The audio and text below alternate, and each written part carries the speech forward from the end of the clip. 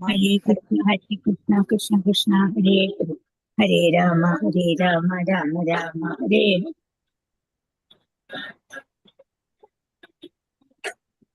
Hare Krishna, Krishna Krishna, Hare Hare, Hare Rama, Rama Rama, Hare Hare.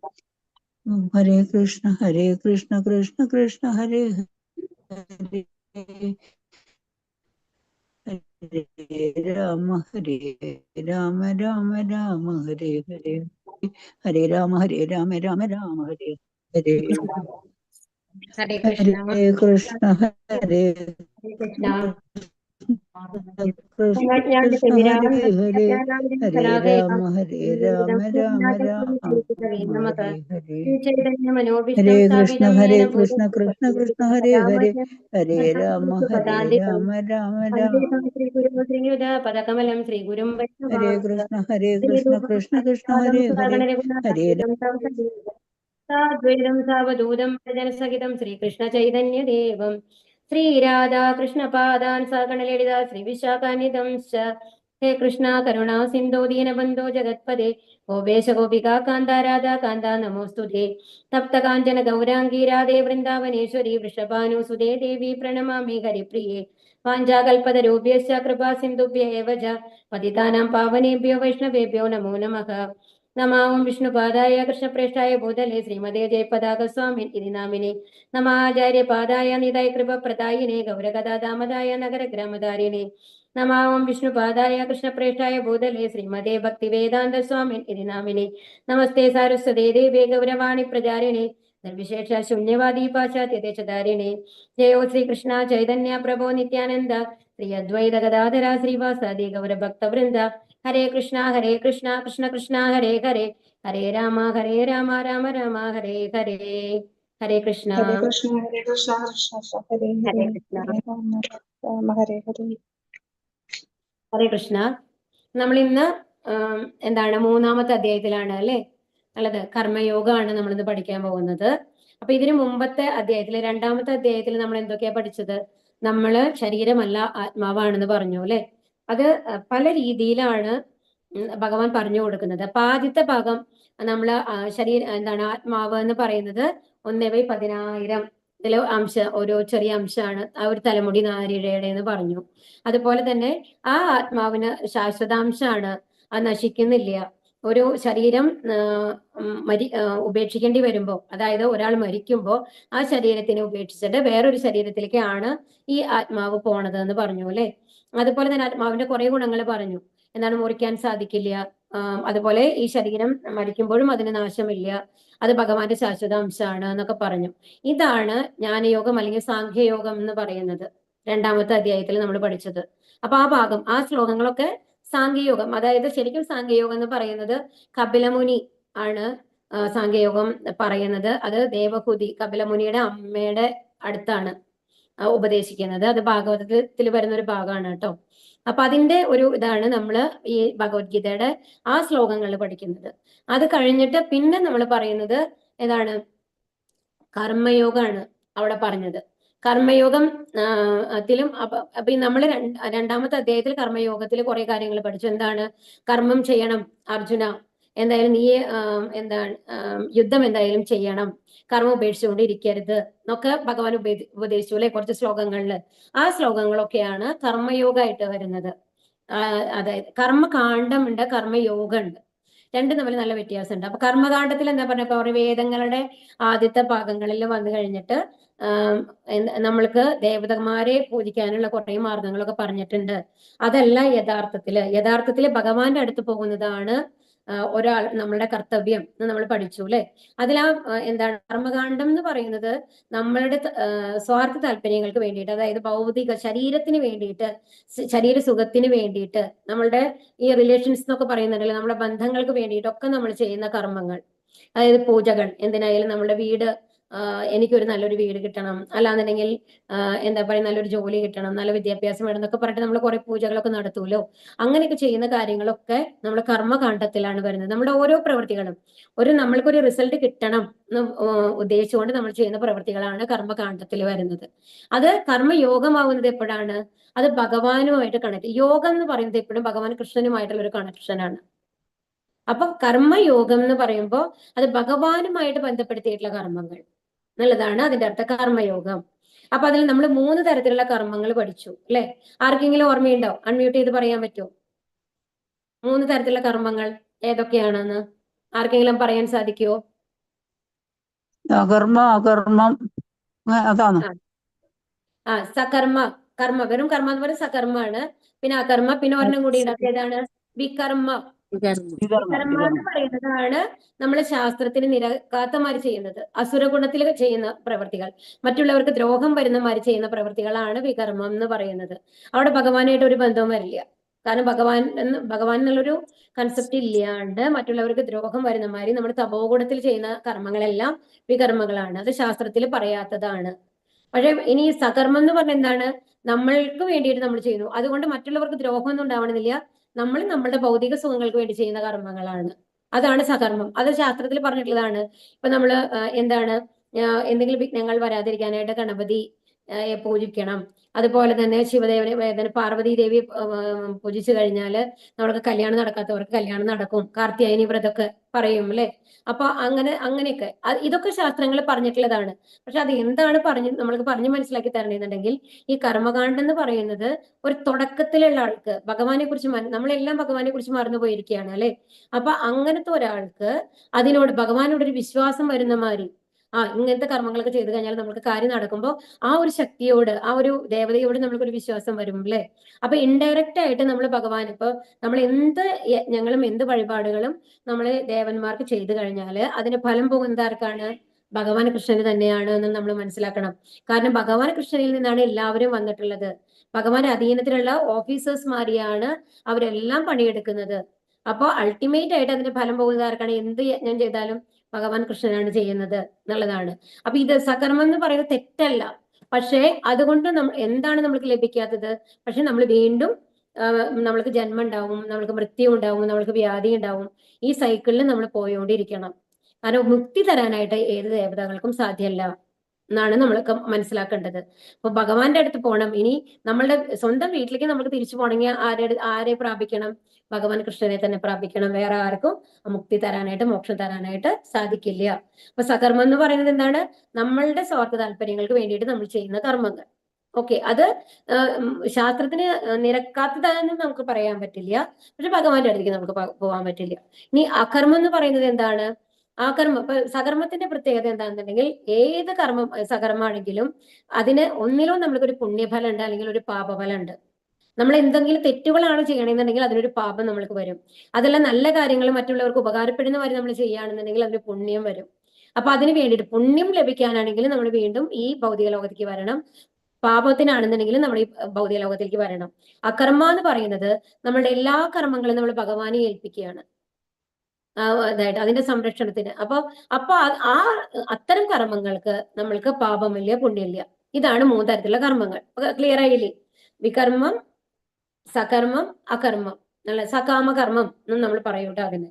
അപ്പൊ ഇനി എന്താണ്? ഇനി അടുത്ത ഒരു ഡിവിഷൻ എന്ന് പറയുന്നത് സകാമകർമ്മം, നിഷ്കാമകർമ്മം എന്നുള്ളതാണ്.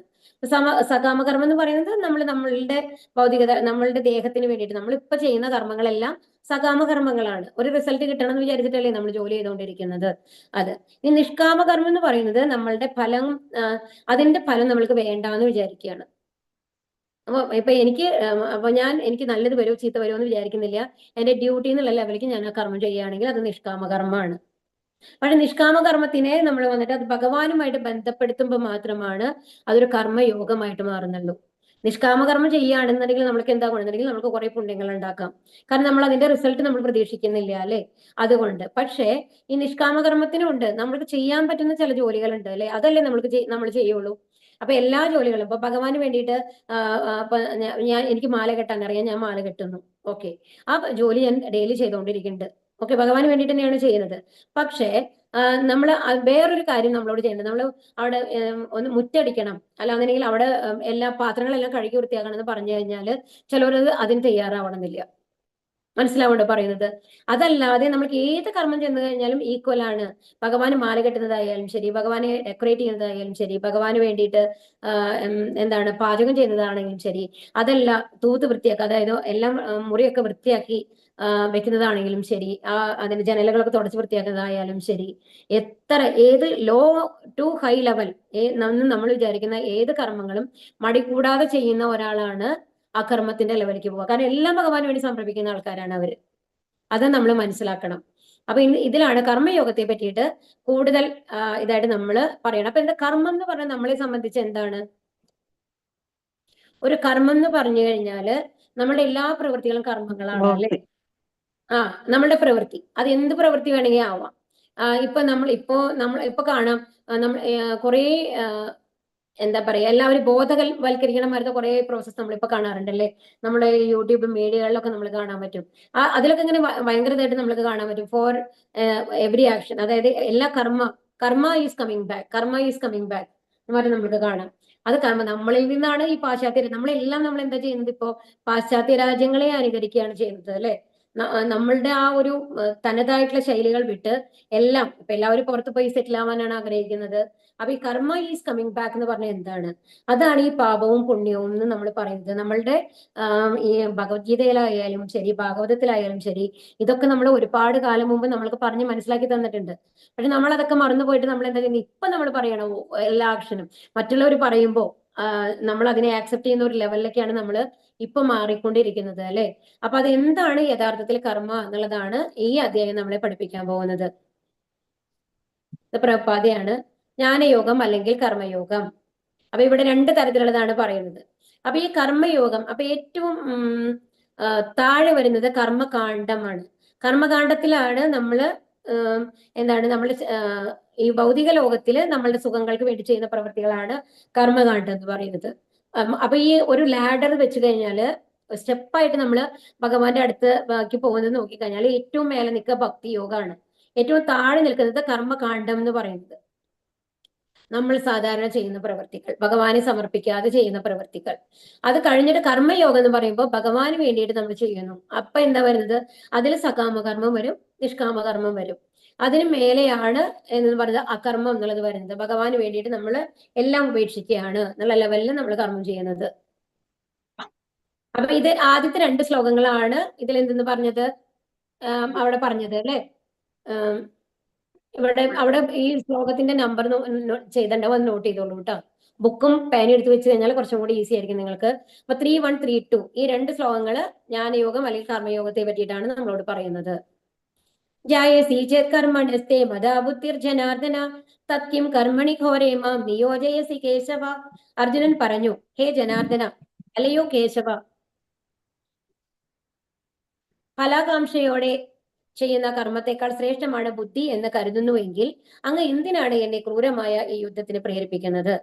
അപ്പൊ ഇവിടെ നമ്മൾ ഒന്ന് ബാക്കിലേക്ക് പോയി നോക്കാം.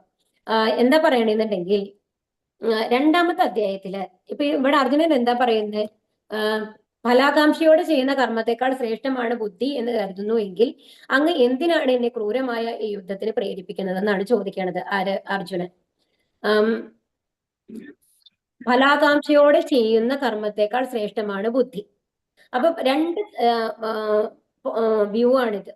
ഒന്ന് എന്താ പറയുന്നത്, ഫലാകാംക്ഷ. ഇപ്പൊ നമ്മൾക്ക് എന്തെങ്കിലും ഫലം കിട്ടണം എന്ന് വിചാരിച്ചിട്ട് നമ്മൾ ചെയ്യുന്ന കർമ്മങ്ങൾ ചെയ്യാൻ പാടില്ല എന്ന് ഭഗവാൻ പറഞ്ഞിട്ടുണ്ട്. അതിലെ 2-ാമത്തെ അധ്യായത്തില് 49-ാമത്തെ ശ്ലോകം. ആരെങ്കിലും ബുക്ക് ഉണ്ടെങ്കിൽ വേണമെങ്കിൽ ഒന്ന് തുറന്ന് നോക്കാം കേട്ടോ. 49-ാമത്തെ ശ്ലോകം എന്താ പറയണേ? ദൂരേണാചവരം കർമ്മ ബുദ്ധിയോഗാ ധനഞ്ജയ ബുദ്ധൗ ശരണമന്വിച്ച കൃപണാഫലഹേതവക എന്നാണ് പറയുന്നത്. അലയോ ധനഞ്ജയ, ജുഗുപ്സാവഹമായ കർമ്മങ്ങളെല്ലാം ഭക്തിയുടെ സേവനത്താൽ അകറ്റി നിർത്തുക.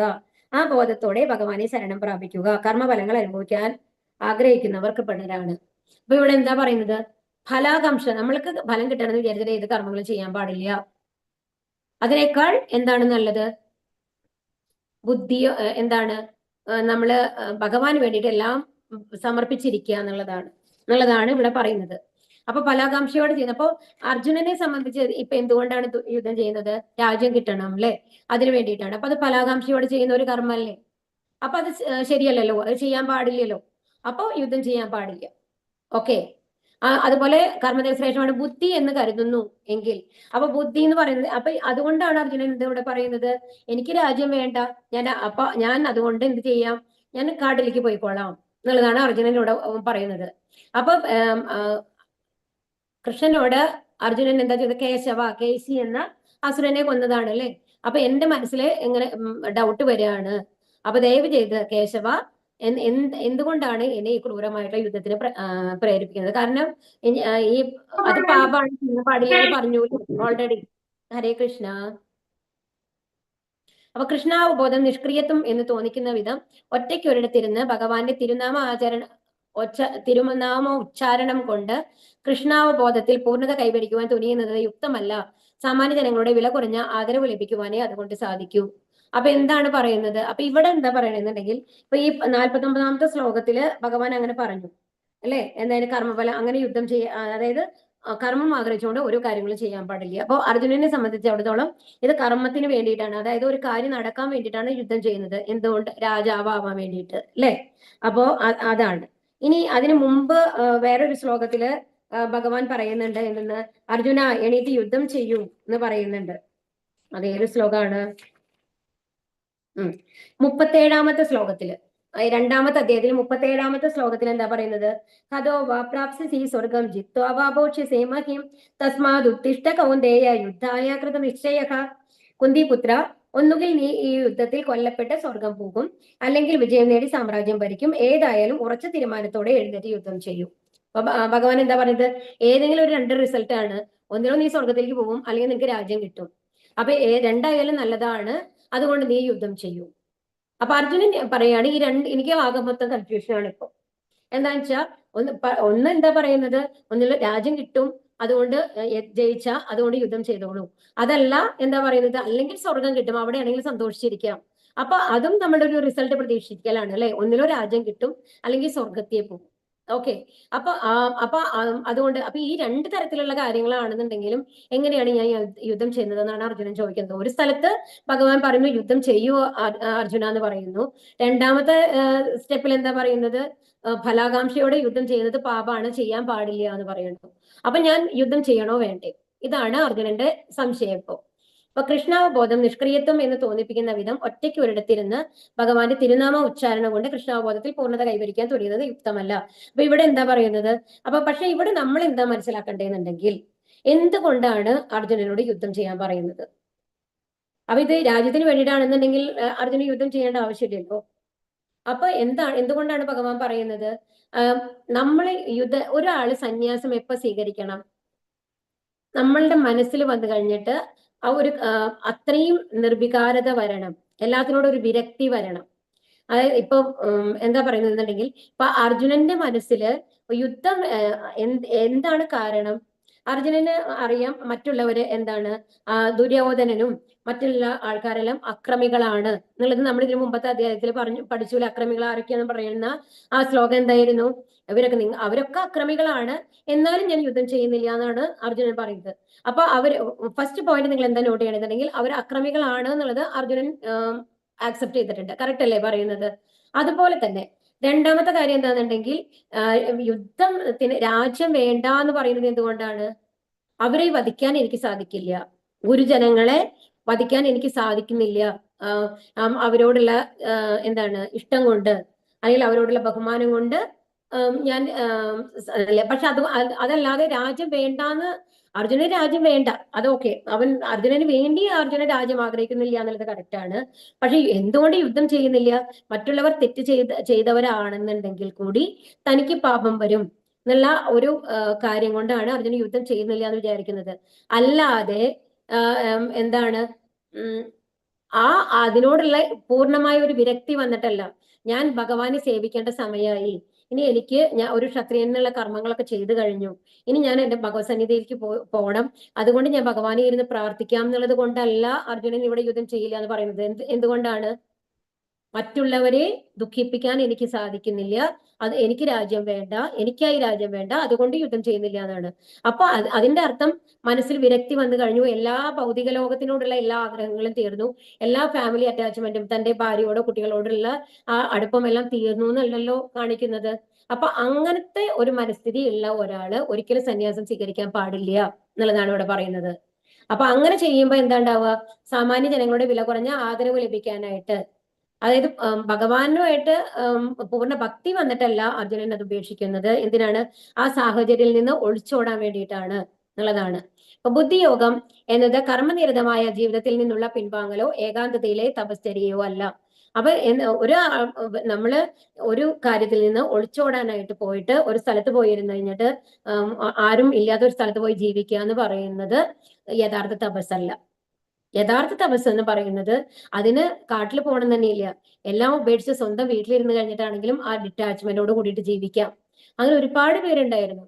നമ്മൾ നോക്കിക്കഴിഞ്ഞാൽ ഈ പ്രഭുപാദയുടെ ഇതിലൊക്കെ നോക്കി, പ്രഭുപാദ ഒരു ഗൃഹസ്ഥനായിരുന്നു അല്ലെ, അത് കഴിഞ്ഞിട്ടാണ് സന്യാസത്തിന്റെ ലെവലിലേക്ക് വരുന്നത്.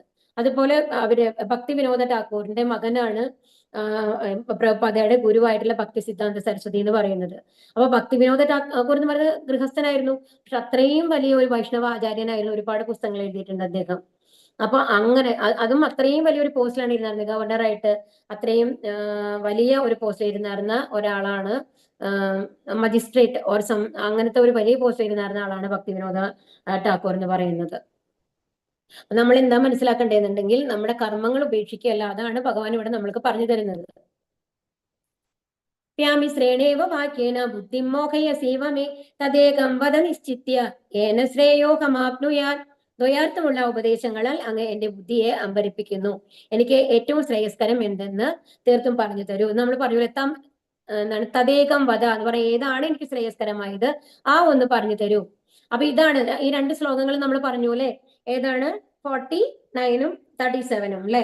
അപ്പൊ ഈ രണ്ട് ശ്ലോകങ്ങൾ രണ്ട് തരത്തിലാണ് ഭഗവാൻ പറയുന്നത്. ഒന്നിൽ പറയുന്നത് എന്താണ്, ആഗ്രഹങ്ങൾ വെച്ചിട്ട് നമ്മൾ ഒരു കർമ്മവും ചെയ്യരുത് എന്ന് പറഞ്ഞു.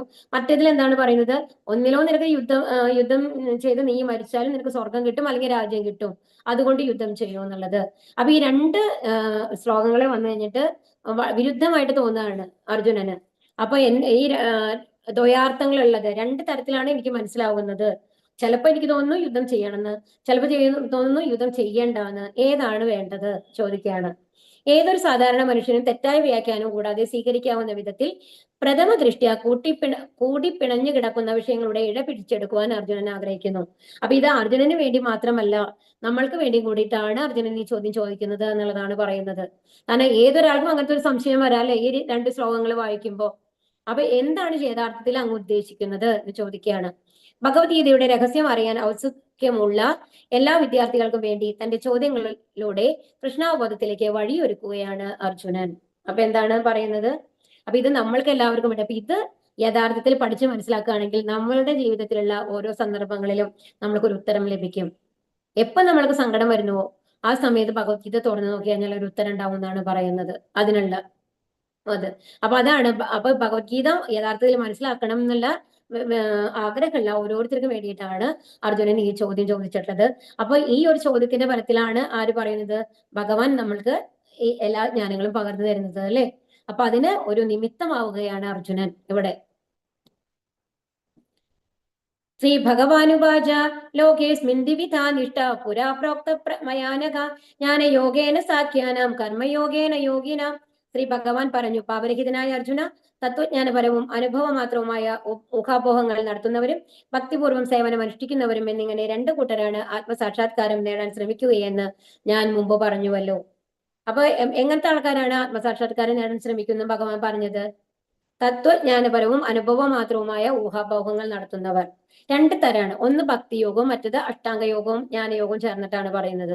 തത്വജ്ഞാനം, അത് ആദ്യം ജ്ഞാനം സമ്പാദിച്ച് അതിനെക്കുറിച്ച് റിസർച്ച് ചെയ്ത് എന്നിട്ട് നമ്മൾ ധ്യാനത്തിലൂടെ ഭഗവാന്റെ അടുത്തേക്ക് എത്താൻ ശ്രമിക്കുന്നതാണ് അഷ്ടാംഗയോഗം എന്ന് പറയുന്നത്. അപ്പൊ ആദ്യം എന്താണ് അവർ നോക്കുക? ആരാണ് ആത്മാവ്, അത് കഴിഞ്ഞാൽ പരമാത്മാവ് എന്ന് പറഞ്ഞ എന്താണ്, അങ്ങനെ ഓരോ വസ്തുതകൾ മനസ്സിലാക്കി പരമാത്മാ രൂപത്തിലുള്ള ഭഗവാനെ ധ്യാനിച്ചിട്ടാണ് ഭഗവാന്റെ അടുത്ത് എത്തുന്നത്. അപ്പൊ അങ്ങനെ എത്തുന്നത് എന്ന് പറയുന്നത് എന്താണ്? ഇൻഡയറക്റ്റ് ആയിട്ടുള്ള മാർഗമാണ്.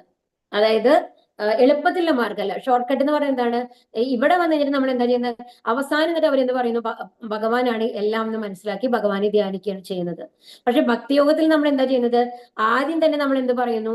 ഭഗവാനാണ് എല്ലാം, ഭഗവാനിൽ നിന്നാണ് എല്ലാം വന്നിട്ടുള്ളത്. അപ്പൊ ഭഗവാനെ പ്രാപിക്കണമെങ്കിൽ ഭക്തിയുത സേവനങ്ങൾ ചെയ്ത് ഭഗവാനെ എല്ലാം സമർപ്പിച്ച് ജീവിച്ചാൽ മതി എന്നുള്ളത് നമ്മുടെ തുടക്കം നമ്മളുടെ. അപ്പോ ഭക്തിയോഗത്തിന്റെ തുടക്കവും ജ്ഞാനയോഗത്തിന്റെയോ അഷ്ടാംഗ യോഗത്തിന്റെയോ അവസാനവും ഭക്തിയോഗം തന്നെയാണ്. ഭക്തിയുത സേവനങ്ങൾ ചെയ്യലാണ്.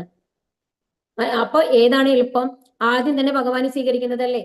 അപ്പൊ ഈ രണ്ട് തരത്തിലുള്ള മാർഗങ്ങളാണ് ഇവിടെ പറയുന്നത്. സാങ്കേയോഗം അഥവാ ജീവന്റെയും ജഡപദാർത്ഥത്തിന്റെയും സ്വഭാവത്തെ വിശകലനം ചെയ്ത് പഠിക്കലാണ് ഊഹാപോഹങ്ങളിലൂടെയും ഗവേഷണത്തിലൂടെയും അനുമാനം, നിഗമനം, തത്വജ്ഞാനം നേടാൻ ഉദ്ദേശിക്കുന്നവരുടെ വഴി. ഇതാ പറഞ്ഞത്, നമ്മൾ ആത്മാവ് എന്താണ്? നമ്മൾ ശരീരമല്ല, ആത്മാവാണെന്ന് ആദ്യം മനസ്സിലാക്കുന്നു. അതിന്റെ ഒപ്പം ആത്മാവിന്റെ കൂടെ പരമാത്മാവുണ്ട് നമ്മളുടെ ശരീരത്തിന്റെ ഉള്ളില്. അത് ആ പരമാത്മാവിന്റെ ഫീച്ചേഴ്സ് എന്തൊക്കെയാണ്, എങ്ങനെയാണ് ധ്യാനിക്കേണ്ടത്? 3 തരത്തിൽ നമ്മൾ പറഞ്ഞു അല്ലെ? എന്താണ്? ബ്രഹ്മൻ, പരമാത്മൻ, ഭഗവാൻ. എന്നിട്ട് അവസാനം ഒരു ഭഗവാനിലേക്ക് എത്താണ്. ആദ്യം ബ്രഹ്മമാണ്, അതായത് ഒരു പ്രകാശ രൂപത്തിലാണ് ഭഗവാൻ എന്ന് മനസ്സിലാക്കി. പിന്നെ നമ്മുടെ ഉള്ളിലുള്ള പരമാത്മാ രൂപത്തിലുള്ളത് ഭഗവാനെ മനസ്സിലാക്കി. അതിനുശേഷം പൂർണ്ണമായിട്ടുള്ള ഭഗവാനെ മനസ്സിലാക്കുക. അത് സ്റ്റെപ്പായിട്ട് അങ്ങനെ അറിവ് നേടിയിട്ട് എത്താണ് അവർ ചെയ്യുന്നത്. എന്നാൽ ബുദ്ധിയോഗം എന്ന് പറഞ്ഞാലാണ് ഈ ഭക്തിയോഗം എന്ന് പറയുന്നത്. ബുദ്ധിയോഗം എന്നാൽ പരമ്പൊരുളിനെ അഥവാ കൃഷ്ണനെ പൂർണ്ണമായി ആശ്രയിക്കലാണ്. നമ്മൾ ആദ്യം തന്നെ ഭഗവാനിൽ ശരണം പ്രാപിക്കുകയാണ് ചെയ്യുന്നത്. നമ്മൾ ഭഗവാൻ ആരാണ് എന്താണെന്നൊന്നും റിസർച്ച് ചെയ്യുന്നില്ല. നമ്മൾ എന്താ ചെയ്യുന്നത്? നല്ലൊരു ഡോക്ടറെ അടുത്ത് പോയിട്ട് ആ അസുഖത്തിന് മെഡിസിൻ വാങ്ങുകയാണ് ചെയ്യുന്നത്. അപ്പൊ നമ്മൾക്ക് മെഡിസിൻ കിട്ടി, നമ്മൾ മെഡിസിൻ കഴിക്കാൻ തുടങ്ങുന്നു. നമ്മൾ ആ മെഡിസിൻ വർക്കാവില്ല എന്നൊന്നും നമ്മൾ ആലോചിക്കുന്നില്ല. നമ്മൾ സറണ്ടർ ചെയ്തിട്ട് ഭഗവാൻ സറണ്ടർ ചെയ്ത് നമ്മൾ അത് ചെയ്യാൻ തുടങ്ങുകയാണ്. അപ്പൊ മറ്റൊരാണെന്നുണ്ടെങ്കിൽ എന്താ ചെയ്യുന്നത്? അവർ ഏതാണ് ഇതിനുള്ള മരുന്ന് ഉണ്ടാവുക, ഈ രോഗം എന്തുകൊണ്ട് വന്നു എന്നൊക്കെ നമ്മൾ നെറ്റിൽ സെർച്ച് ചെയ്ത് കഴിഞ്ഞിട്ട് അതിന്റെ അവസാനം ഇന്ന ഡോക്ടറെ അടുത്ത് പോയി കഴിഞ്ഞാൽ നിങ്ങൾക്ക് മരുന്ന് കിട്ടും, അതാണ് ഏറ്റവും നല്ല ഡോക്ടർ എന്ന് മനസ്സിലാക്കി ആ ഡോക്ടറെ അടുത്ത് പോവുകയാണ്. പോയി എന്നിട്ട് മരുന്ന് വാങ്ങി ആ മരുന്ന് ഇതിന് നല്ലതാണെന്ന് റിസർച്ച് ചെയ്ത് അതൊക്കെ നമ്മുടെ ശരീരത്തിന് കേടില്ല എന്ന് അറിഞ്ഞതിന് ശേഷം നമ്മൾ ചെയ്യുന്നു. അത് എത്ര സമയം എടുക്കുന്ന ഒരു പ്രോസസ്സാണെന്ന് ആലോചിച്ച് നോക്കൂ. അതിന് പകരം നമ്മൾ അവർ നല്ല ഡോക്ടറാണെന്ന് അറിഞ്ഞു, അവരെ വിശ്വസിച്ചുകൊണ്ട് അവർ തരുന്ന മരുന്ന് കഴിക്കുകയാണെങ്കിലോ ഏറ്റവും നമ്മുടെ അസുഖം മാറും. രണ്ടുപേർക്ക് എന്താ വേണ്ടത്? അസുഖം മാറാണ് വേണ്ടത്. നമ്മുടെ അൾട്ടിമേറ്റ് എയിം എന്താണ്? അസുഖം മാറണം അല്ലെ? അതാണ്. അപ്പൊ ഏത് പ്രോസസ്സാണ് നമ്മൾ കുറച്ചും കൂടി റിലയബിൾ ആയിട്ട് എടുക്കുക, പെട്ടെന്ന് എഫക്ട് നമ്മൾക്ക് കിട്ടുന്നത്? അപ്പൊ അപ്പൊ എത്ര സമയം അവർ പാഴാക്കുന്നുണ്ട് അതിന് വേണ്ടിയിട്ട് ആലോചിക്കണം. അപ്പൊ ആദ്യത്തെ സ്റ്റെപ്പ് പോയ ആൾക്കാർക്ക് ശരീരത്തിന് ഇനീഷ്യൽ, അതായത് ആദ്യത്തെ ആ രോഗത്തിന്റെ ആദ്യത്തെ ഘട്ടത്തിൽ തന്നെ അസുഖം മാറും അല്ലെ? മറ്റേ ആൾക്കാരാണെങ്കിലോ ഇത്രയും റിസർച്ച് ചെയ്ത് വന്നു കഴിയുമ്പോഴേക്കും എന്താ ഉണ്ടാവും? അത് 2ാമത്തെ സ്റ്റേജിലോ 3ാമത്തെ സ്റ്റേജിലോ എത്തിയിട്ടുണ്ടാവാം. അത്രയും കാലം അതിന് നമുക്ക് ചികിത്സ എടുക്കേണ്ടി വരും. ഇതാണ് ഭക്തിയോഗവും മറ്റ് തരത്തിലുള്ള യോഗങ്ങളും തമ്മിലുള്ള വ്യത്യാസം മനസ്സിലാക്കേണ്ടത്. അവിടെ നിഷ്പ്രയാസമായിട്ട് ഭഗവാനെ എന്നറിയും. അപ്പൊ ഇപ്പൊ നമ്മളുടെ ഇന്ദ്രിയങ്ങളെ കീഴടക്കണം. ആദ്യത്തെ എന്താണ് ഏറ്റവും വലിയ ഡിഫിക്കൽട്ടി പറയുന്നുണ്ടെങ്കിൽ ഇന്ദ്രിയങ്ങളെ കീഴടക്കിയാൽ മാത്രമാണ് നമുക്ക് ഭഗവാന്റെ അടുത്തേക്ക് പോകാൻ പറ്റുള്ളൂ. അപ്പൊ അവരെന്താ ചെയ്യുന്നത്? അഷ്ടാംഗ യോഗ പ്രോസസ്സിൽ കൂടി യമ നിയമ അല്ലെ നമ്മൾ പഠിച്ചു, പ്രാണായാമ എന്നുള്ളത്. ആ ഒരു ലെവലിൽ പോയിട്ട് ധാരണ ധ്യാന സമാധി എന്നുള്ള ലെവലിലേക്ക് പോയിട്ട് ആ ലെവലിൽ എത്തിയിട്ടാണ് ഇന്ദ്രിയങ്ങളെ കീഴടക്കുന്നത്. പക്ഷെ നമ്മൾക്ക് എങ്ങനെയാണ് ഇന്ദ്രിയങ്ങളെ കീഴടക്കാൻ സാധിക്കുന്നത്? നമ്മൾ ഹരേകൃഷ്ണ മന്ത്രം ചൊല്ലാൻ തുടങ്ങുമ്പോൾ, റെഗുലർ ആയിട്ട് നമ്മൾ ഹരേകൃഷ്ണ മന്ത്രം ചൊല്ലാൻ തുടങ്ങുമ്പോൾ നമ്മുടെ ഉള്ളിലത്തെ അനർത്ഥങ്ങളൊക്കെ ഓട്ടോമാറ്റിക്കായിട്ട് മാറാൻ തുടങ്ങും. നമ്മൾ പ്രത്യേകിച്ച് ഒരു എഫേർട്ടും അതിനുവേണ്ടി കൊടുക്കുന്നില്ല. അത് ഭഗവാന്റെ നാമം നമ്മളുടെ നാവിൽ കൂടെ വരുമ്പോൾ ഭഗവാൻ നമ്മൾക്ക് ബുദ്ധി തന്ന് നമ്മളെ ആ ആഗ്രഹങ്ങളിൽ നിന്ന് പിൻവലിപ്പിക്കുകയാണ് ചെയ്യുന്നത്. അപ്പൊ അതുകൊണ്ടാണ് ഇത് ഏറ്റവും ഈസി ആയിട്ടുള്ള മാർഗം എന്ന് പറയുന്നത്. ജീവന് കൃഷ്ണനുമായുള്ള ബന്ധം എന്തെന്ന് ശരിക്കും മനസ്സിലാക്കുന്നതിൽ എത്തിക്കുന്ന എല്ലാ പ്രക്രിയയും ഇതാണ് പറഞ്ഞത്. അവസാനം എത്തുന്നത് എന്താണ്? എല്ലാം കൃഷ്ണനാണ് എന്നുള്ള ലെവലിലേക്കാണ് എത്തുന്നത്. നമ്മൾ ഏറ്റവും ആദ്യം അത് സ്വീകരിച്ചു കൊണ്ട് പോകുന്നു. അവര് ആ സ്വീകരിക്കാനായിട്ട് വേറെ മാർഗങ്ങൾ സ്വീകരിച്ച് അവസാനം അതിലെത്തുന്നു. അതാണ് വ്യത്യാസം. തത്വശാസ്ത്രപരമായ അനുമാനം വളഞ്ഞ വഴിക്ക് കൃഷ്ണാവബോധത്തിൽ എത്തിക്കുമ്പോൾ ഭക്തിയുടെ സേവനം നേർവഴിയിൽ കൃഷ്ണാവബോധത്തിലേക്ക് എത്തിക്കുന്നു. മനസ്സിലായില്ലേ ഇപ്പോ? ഇനി മനാരംഭ നൈഷ്കർമ്മ്യം പുരുഷോസ്നുതേ നജ സന്യാസനാദേവ സിദ്ധിം സമധിഗച്ഛതി. കർമ്മം ചെയ്യാതിരിക്കുന്നത് കൊണ്ട് മാത്രം ആരും കർമ്മഫലങ്ങളിൽ നിന്ന് മുക്തരാവുന്നില്ല. സന്യാസം കൊണ്ട് മാത്രം ഒരാൾ പൂർണ്ണത നേടുകയുമില്ല. അപ്പൊ ഇവിടെ എന്താ പറയുന്നത്? ഒരാള് സന്യാസിയായി എന്ന് വിചാരിച്ചു കഴിഞ്ഞിട്ട് കർമ്മഫലങ്ങളിൽ നിന്ന് മുക്തരാവുന്നില്ല. കാരണം സ്വധർമ്മം എന്തായാലും ചെയ്യണം എന്നുള്ളതാണ് പറയുന്നത്. സന്യാസം കൊണ്ട് മാത്രം, അതായത് മനസ്സിലെ ആഗ്രഹങ്ങളെല്ലാം നശിക്കാതെ സന്യാസം ചെയ്തതുകൊണ്ട് ഒരിക്കലും നമ്മൾക്ക് മുക്തി ലഭിക്കില്ല. അപ്പൊ അതിനേക്കാളും എന്ത് ചെയ്യാം? കർമ്മഫലങ്ങളിൽ ആശയില്ലാതെ കർമ്മം ചെയ്തുകൊണ്ട് നമ്മൾക്ക് ഭഗവാന്റെ അടുത്ത് എത്താം എന്നുള്ളതാണ് പറയുന്നത്. സന്യാസം സ്വീകരിക്കുക അഥവാ ബലോധിഷ്ഠിത കർമ്മങ്ങളിൽ നിന്ന് പിന്മാറുക എന്നതുകൊണ്ട് മാത്രം ഒരാൾക്ക് പെട്ടെന്ന് നാരായണന് തുല്യനാകാം എന്ന തത്വചിന്തകളുടെ സിദ്ധാന്തം ഭഗവാൻ അംഗീകരിക്കുന്നില്ല. ഒരിക്കലും സാധ്യമല്ല അത്. നമ്മൾ സന്യാസം സ്വീകരിച്ച് നമ്മളെല്ലാത്തിൽ നിന്നും അത് ഒരാമയുടെ പറഞ്ഞൂലെ നമ്മൾ ഇന്ദ്രിയങ്ങളെ വലിക്കുന്ന പോലെ നമ്മൾ ഇന്ദ്രിയങ്ങളെ ഉള്ളിലേക്ക് ഇതിനൊരു കഥ പറയും സാധാരണ. ഒരു ആള് അപ്പൊ അങ്ങനെയാണെന്നുണ്ടെങ്കിൽ വിശ്വാമിത്രനൊക്കെ നോക്കൂ. വിശ്വാമിത്രൻ മേനകയിൽ എന്തുകൊണ്ടാണ് ആകർഷണനായത്? അല്ലേ? ദുർവാസാവിന് പരീക്ഷത്തിനോട് എങ്ങനെയാണ് കോപം വന്നത്?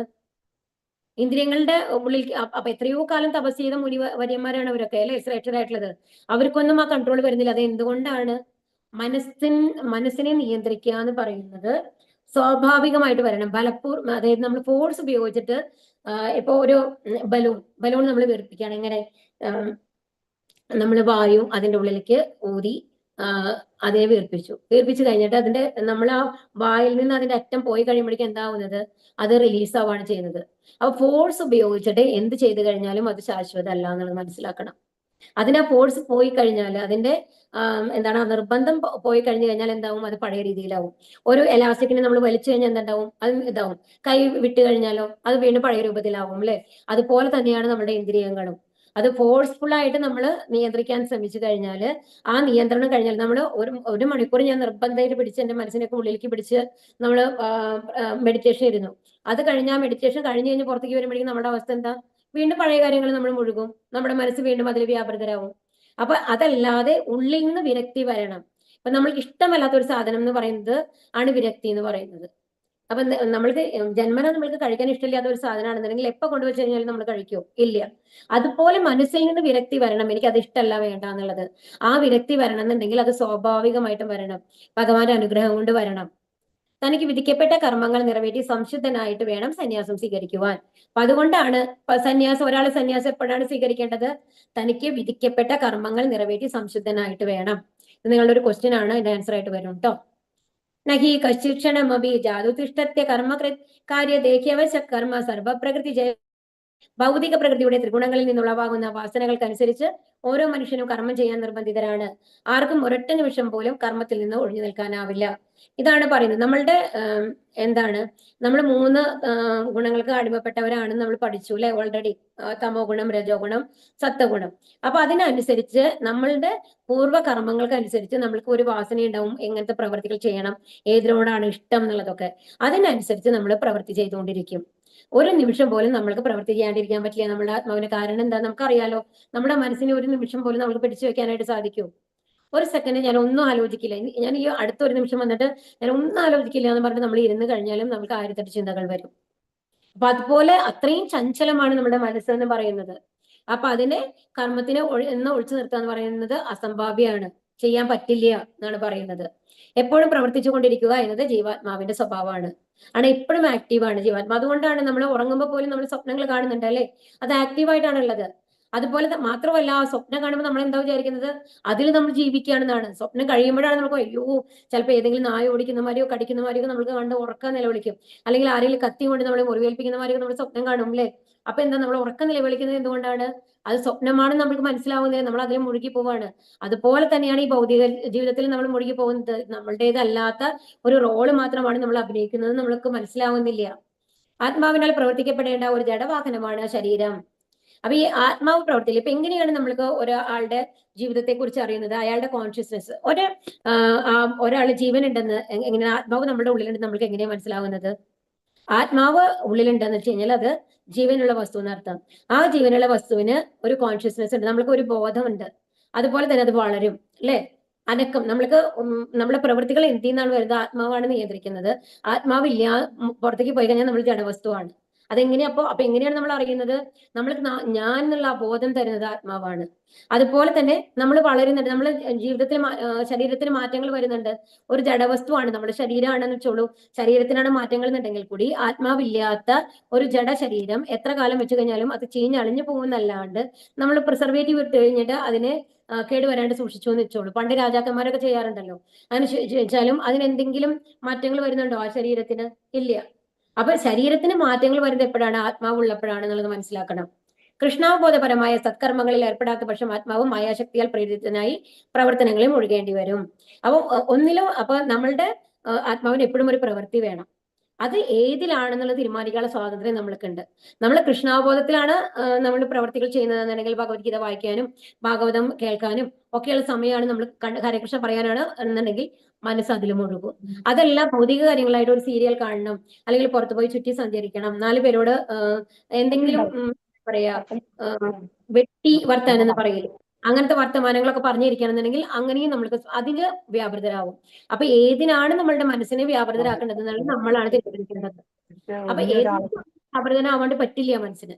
അപ്പൊ നമ്മൾ തീരുമാനിക്കണം ഏതിലാണ് അതിനെ വ്യാപൃതനാക്കേണ്ടത് എന്നുള്ളത്. അപ്പൊ സന്യാസം ഉൾപ്പെടെയുള്ള ശുദ്ധീകരണ ചടങ്ങുകളെല്ലാം കൃഷ്ണാബോധമാകുന്ന. അപ്പൊ അങ്ങനെ സന്യാസം എന്ന് പറയുന്നത് ഭഗവാന്റെ അടുത്തെത്താനായിട്ട് സഹായിക്കും ആ വിരക്തി വന്നു കഴിഞ്ഞു. പക്ഷെ എന്താ പറയുന്നത്, നമ്മുടെ കർമ്മങ്ങളൊക്കെ പൂർത്തീകരിച്ചതിന് ശേഷം നമ്മൾ എന്ത് ചെയ്യണം, ആ ഒരു വിരക്തി വന്നിട്ട് എല്ലാ ജീവിതഭാരങ്ങളൊക്കെ മറ്റുള്ളവരെ ഏൽപ്പിച്ചിട്ട് നമ്മൾ ഭക്തി സേവനങ്ങൾക്കായിട്ട് നമ്മളെ ഒതുക്കണം. അപ്പോഴാണ് ഭഗവാന്റെ അടുത്തേക്ക് നമ്മൾക്ക് എത്താനായിട്ട് പറ്റുള്ളൂ. എന്നാൽ ആ ബോധമില്ലാത്ത ആൾക്കാർക്ക് ഭഗവാന്റെ അടുത്ത് എത്താനും പറ്റില്ല. കർമ്മേന്ദ്രിയാണി സംയമ്യായ ആസ്തേ മനസാ സ്മരൻ ഇന്ദ്രിയാർത്ഥൻ വിമൂഢാത്മാ മിഥ്യാചാര സ ഉച്യതേ. കർമ്മേന്ദ്രിയങ്ങളെ നിയന്ത്രിച്ചാലും വിഷയങ്ങളിൽ മനസ്സിനെ വ്യാപരിച്ചു കൊണ്ടിരിക്കുന്നവൻ സ്വയം ഭ്രമിപ്പിക്കുകയാണ്, കപട നാട്യക്കാരൻ എന്നാണ് അയാളെ പറയേണ്ടത്. അതായത് ഇപ്പൊ നമ്മള് ഇങ്ങനെ അതാ പറയുന്നത്, ഇപ്പൊ നമ്മള് ഒരു ധ്യാനവും മെഡിറ്റേഷൻ ഒക്കെ നിറയെ ആൾക്കാരുണ്ടാവും അല്ലെ, സ്ട്രെസ് പോകാനായിട്ട് ചെയ്യുന്ന ആൾക്കാര്. അതൊക്കെ ചെയ്ത് കഴിഞ്ഞിട്ടും നമ്മുടെ വിഷയങ്ങൾ അതിലേക്ക് തന്നെ നമ്മൾ വീണ്ടും കൊണ്ടു ചെല്ലുകയാണെന്നുണ്ടെങ്കിൽ നമ്മൾക്ക് നമ്മൾ ചെയ്യേണ്ടെന്ന് വിചാരിച്ച കാര്യങ്ങൾ, ഇപ്പൊ ഞാൻ പറയുകയാണ്, ഞാൻ ഇനി ഒരാഴ്ചക്ക് ഞാൻ കോഫി ടീ ഞാൻ ഉപേക്ഷിക്കാൻ പോവാണ്, ഞാൻ ഷുഗർ തൊടില്ല നമ്മൾ തീരുമാനിക്കുന്നു. എന്നാൽ വീണ്ടും നമ്മൾക്ക് ആ ഒരാഴ്ച കഴിയുമ്പോൾ വീണ്ടും ടെംപ്റ്റേഷൻ വരെയാണ്, ഓക്കെ ഒരാഴ്ച കഴിയില്ലെങ്കിൽ നാളെ തൊട്ട് ഞാൻ ഉപയോഗിക്കാൻ തുടങ്ങുകയാണെന്ന് പറഞ്ഞാൽ പിന്നെ ആ ഒരാഴ്ച നമ്മൾ ചെയ്യാതിരുന്നതിന് എന്തെങ്കിലും കൂടെ ഉണ്ടോ? ഇല്ല. ഇതാണ് നമ്മൾ മനസ്സിലാക്കേണ്ടത്. അപ്പൊ നമ്മൾ ഒരു തവണ നിയന്ത്രണം വന്നിട്ട് അതിനെ വീണ്ടും അതേ കാര്യങ്ങൾ വ്യാപരിപ്പിക്കുകയാണെന്നുണ്ടെങ്കിൽ അത് എന്ന് പറയുന്നത് ഒരാന വന്നു കഴിഞ്ഞിട്ട് വെള്ളത്തിൽ ഇറങ്ങാണ്, വെള്ളത്തിൽ ഇറങ്ങി നന്നായിട്ട് കുളിക്കും. ആന കുളിക്കണ കണ്ടുണ്ടോ? വിസ്തരിച്ച് കുളിക്കും, അങ്ങനെ വെള്ളം ഇങ്ങനെ മേലെ കോരി ഒഴിച്ച്. അത് കഴിഞ്ഞിട്ട് എന്താ ചെയ്യുക, നേരെ മേലെ കയറും. മേലെ കയറി കഴിഞ്ഞിട്ട് എന്താ ചെയ്യുക, ആ പുഴയിൽ നിന്ന് മേലെ കയറി കഴിഞ്ഞിട്ട് അവിടെയുള്ള മണ്ണ് വാരി മേലേക്ക് മുഴുവൻ വലിച്ചെറിയും, വീണ്ടും ഒരു കളി മാതിരി. അപ്പൊ അത്ര നേരം അവിടെ വെള്ളത്തിൽ കുളിച്ചിട്ട് വല്ല പ്രയോജനം ഉണ്ടോ? അതുപോലെ തന്നെയാണ് ഈ ഇന്ദ്രിയങ്ങളെ നിയന്ത്രിച്ചിട്ട് വീണ്ടും അതേ പ്രവൃത്തികൾ ചെയ്യുന്ന ആൾക്കാര്. അപ്പൊ അവരെന്ത് പറയും എന്നാ പറഞ്ഞത്, കപട നാട്യക്കാരൻ എന്നാണ് അവരെ പറയേണ്ടത് എന്നാണ് പറയുന്നത്. അപ്പോ ഈ കപട നാട്യക്കാരായിട്ട് ധ്യാനം അഭിനയിച്ചുകൊണ്ട് അങ്ങനെ ചെയ്യുന്ന ആൾക്കാര് ഒരിക്കലും വിശ്വസിക്കരുത്, അവരൊക്കെ വഞ്ചകന്മാരാണ്. അങ്ങനെ നിറയെ പേരുണ്ട്. ഇപ്പൊ പല പൈസ ഇന്നമാതിരി ചെയ്താൽ നിങ്ങൾക്ക് ഇന്ന കാര്യങ്ങൾ ചെയ്തു കഴിഞ്ഞാല് ഇന്നമാതിരി നിങ്ങൾക്ക് നടക്കാത്ത കാര്യങ്ങൾ നടക്കും. നിറയെ പേര് അതിൽ വഞ്ചിതരാകാറുണ്ട് അല്ലെ. അപ്പൊ യോഗി എന്ന് നടിക്കുകയും വിഷയങ്ങളെ അന്വേഷിക്കുകയും ചെയ്യുന്നത് കടുത്ത വഞ്ചനയാണ്. ഒരു യോഗി എന്ന് പറഞ്ഞാല് ഒരിക്കലും ഭൗതിക കാര്യങ്ങളിൽ താല്പര്യം ഉണ്ടാവില്ല. അപ്പൊ ഒരാളുടെ പ്രവർത്തികളിൽ കൂടി നമ്മൾ മനസ്സിലാക്കണം അയാൾ യോഗിയാണോ അല്ലയോ. നന്നായിട്ട് മനസ്സിലാക്കിയിട്ട് വേണം അയാളുടെ അടുത്ത് പോകാനും അയാളുടെ അടുത്ത് പെരുമാറാനും. അപ്പൊ എന്താണ്, അയാൾ ശരിക്കും ഭഗവാന്റെ യോഗമായല്ല, മഹാമായയുടെ അടിയിലാണ് അയാൾ ഉള്ളത്. മറ്റുള്ളവരെ പറ്റിക്കാൻ വേണ്ടി മാത്രമാണ് അയാളെ പാപിയാണ് പറയാണ്. യസ്തിന്ദ്രിയാണി മനസാ നിയമ്യാരപദേ കർമ്മയോഗം അസക്ത സ വിശിഷ്യതേ. മറ്റൊരു തരത്തിൽ പറഞ്ഞാൽ ആത്മാർത്ഥതയുള്ള ഒരാൾ പ്രവർത്തനനിരതമായ ഇന്ദ്രിയങ്ങളെ മനസ്സിനാൽ നിയന്ത്രിക്കാൻ ശ്രമിച്ചുകൊണ്ട് ആസക്തി കൂടാതെ കൃഷ്ണാബോധപരമായ കർമ്മങ്ങളിൽ ഏർപ്പെടുകയാണെങ്കിൽ അയാളാണ് അത്യുത്തമൻ. ഇനി ഇതൊന്നും അല്ലാന്ന് വെച്ചോളൂ, അയാൾ വന്നു കഴിഞ്ഞിട്ട് നമ്മളെ പ്രവർത്തനപരമായ ഇന്ദ്രിയങ്ങളെ മനസ്സിനാൽ നിയന്ത്രിക്കാൻ ശ്രമിച്ചുകൊണ്ട്, അതായത് നമ്മൾ കൺട്രോൾ ആയിട്ട്, നമ്മളൊരു ഗൃഹസ്ഥനായിരിക്കാം, അയാൾ എല്ലാ കർമ്മങ്ങളും ചെയ്യുന്നുണ്ട്, പക്ഷെ അയാളുടെ മനസ്സ് മുഴുവൻ ആരിൽ വ്യാപിപ്പിക്കും, ഭഗവാനില്.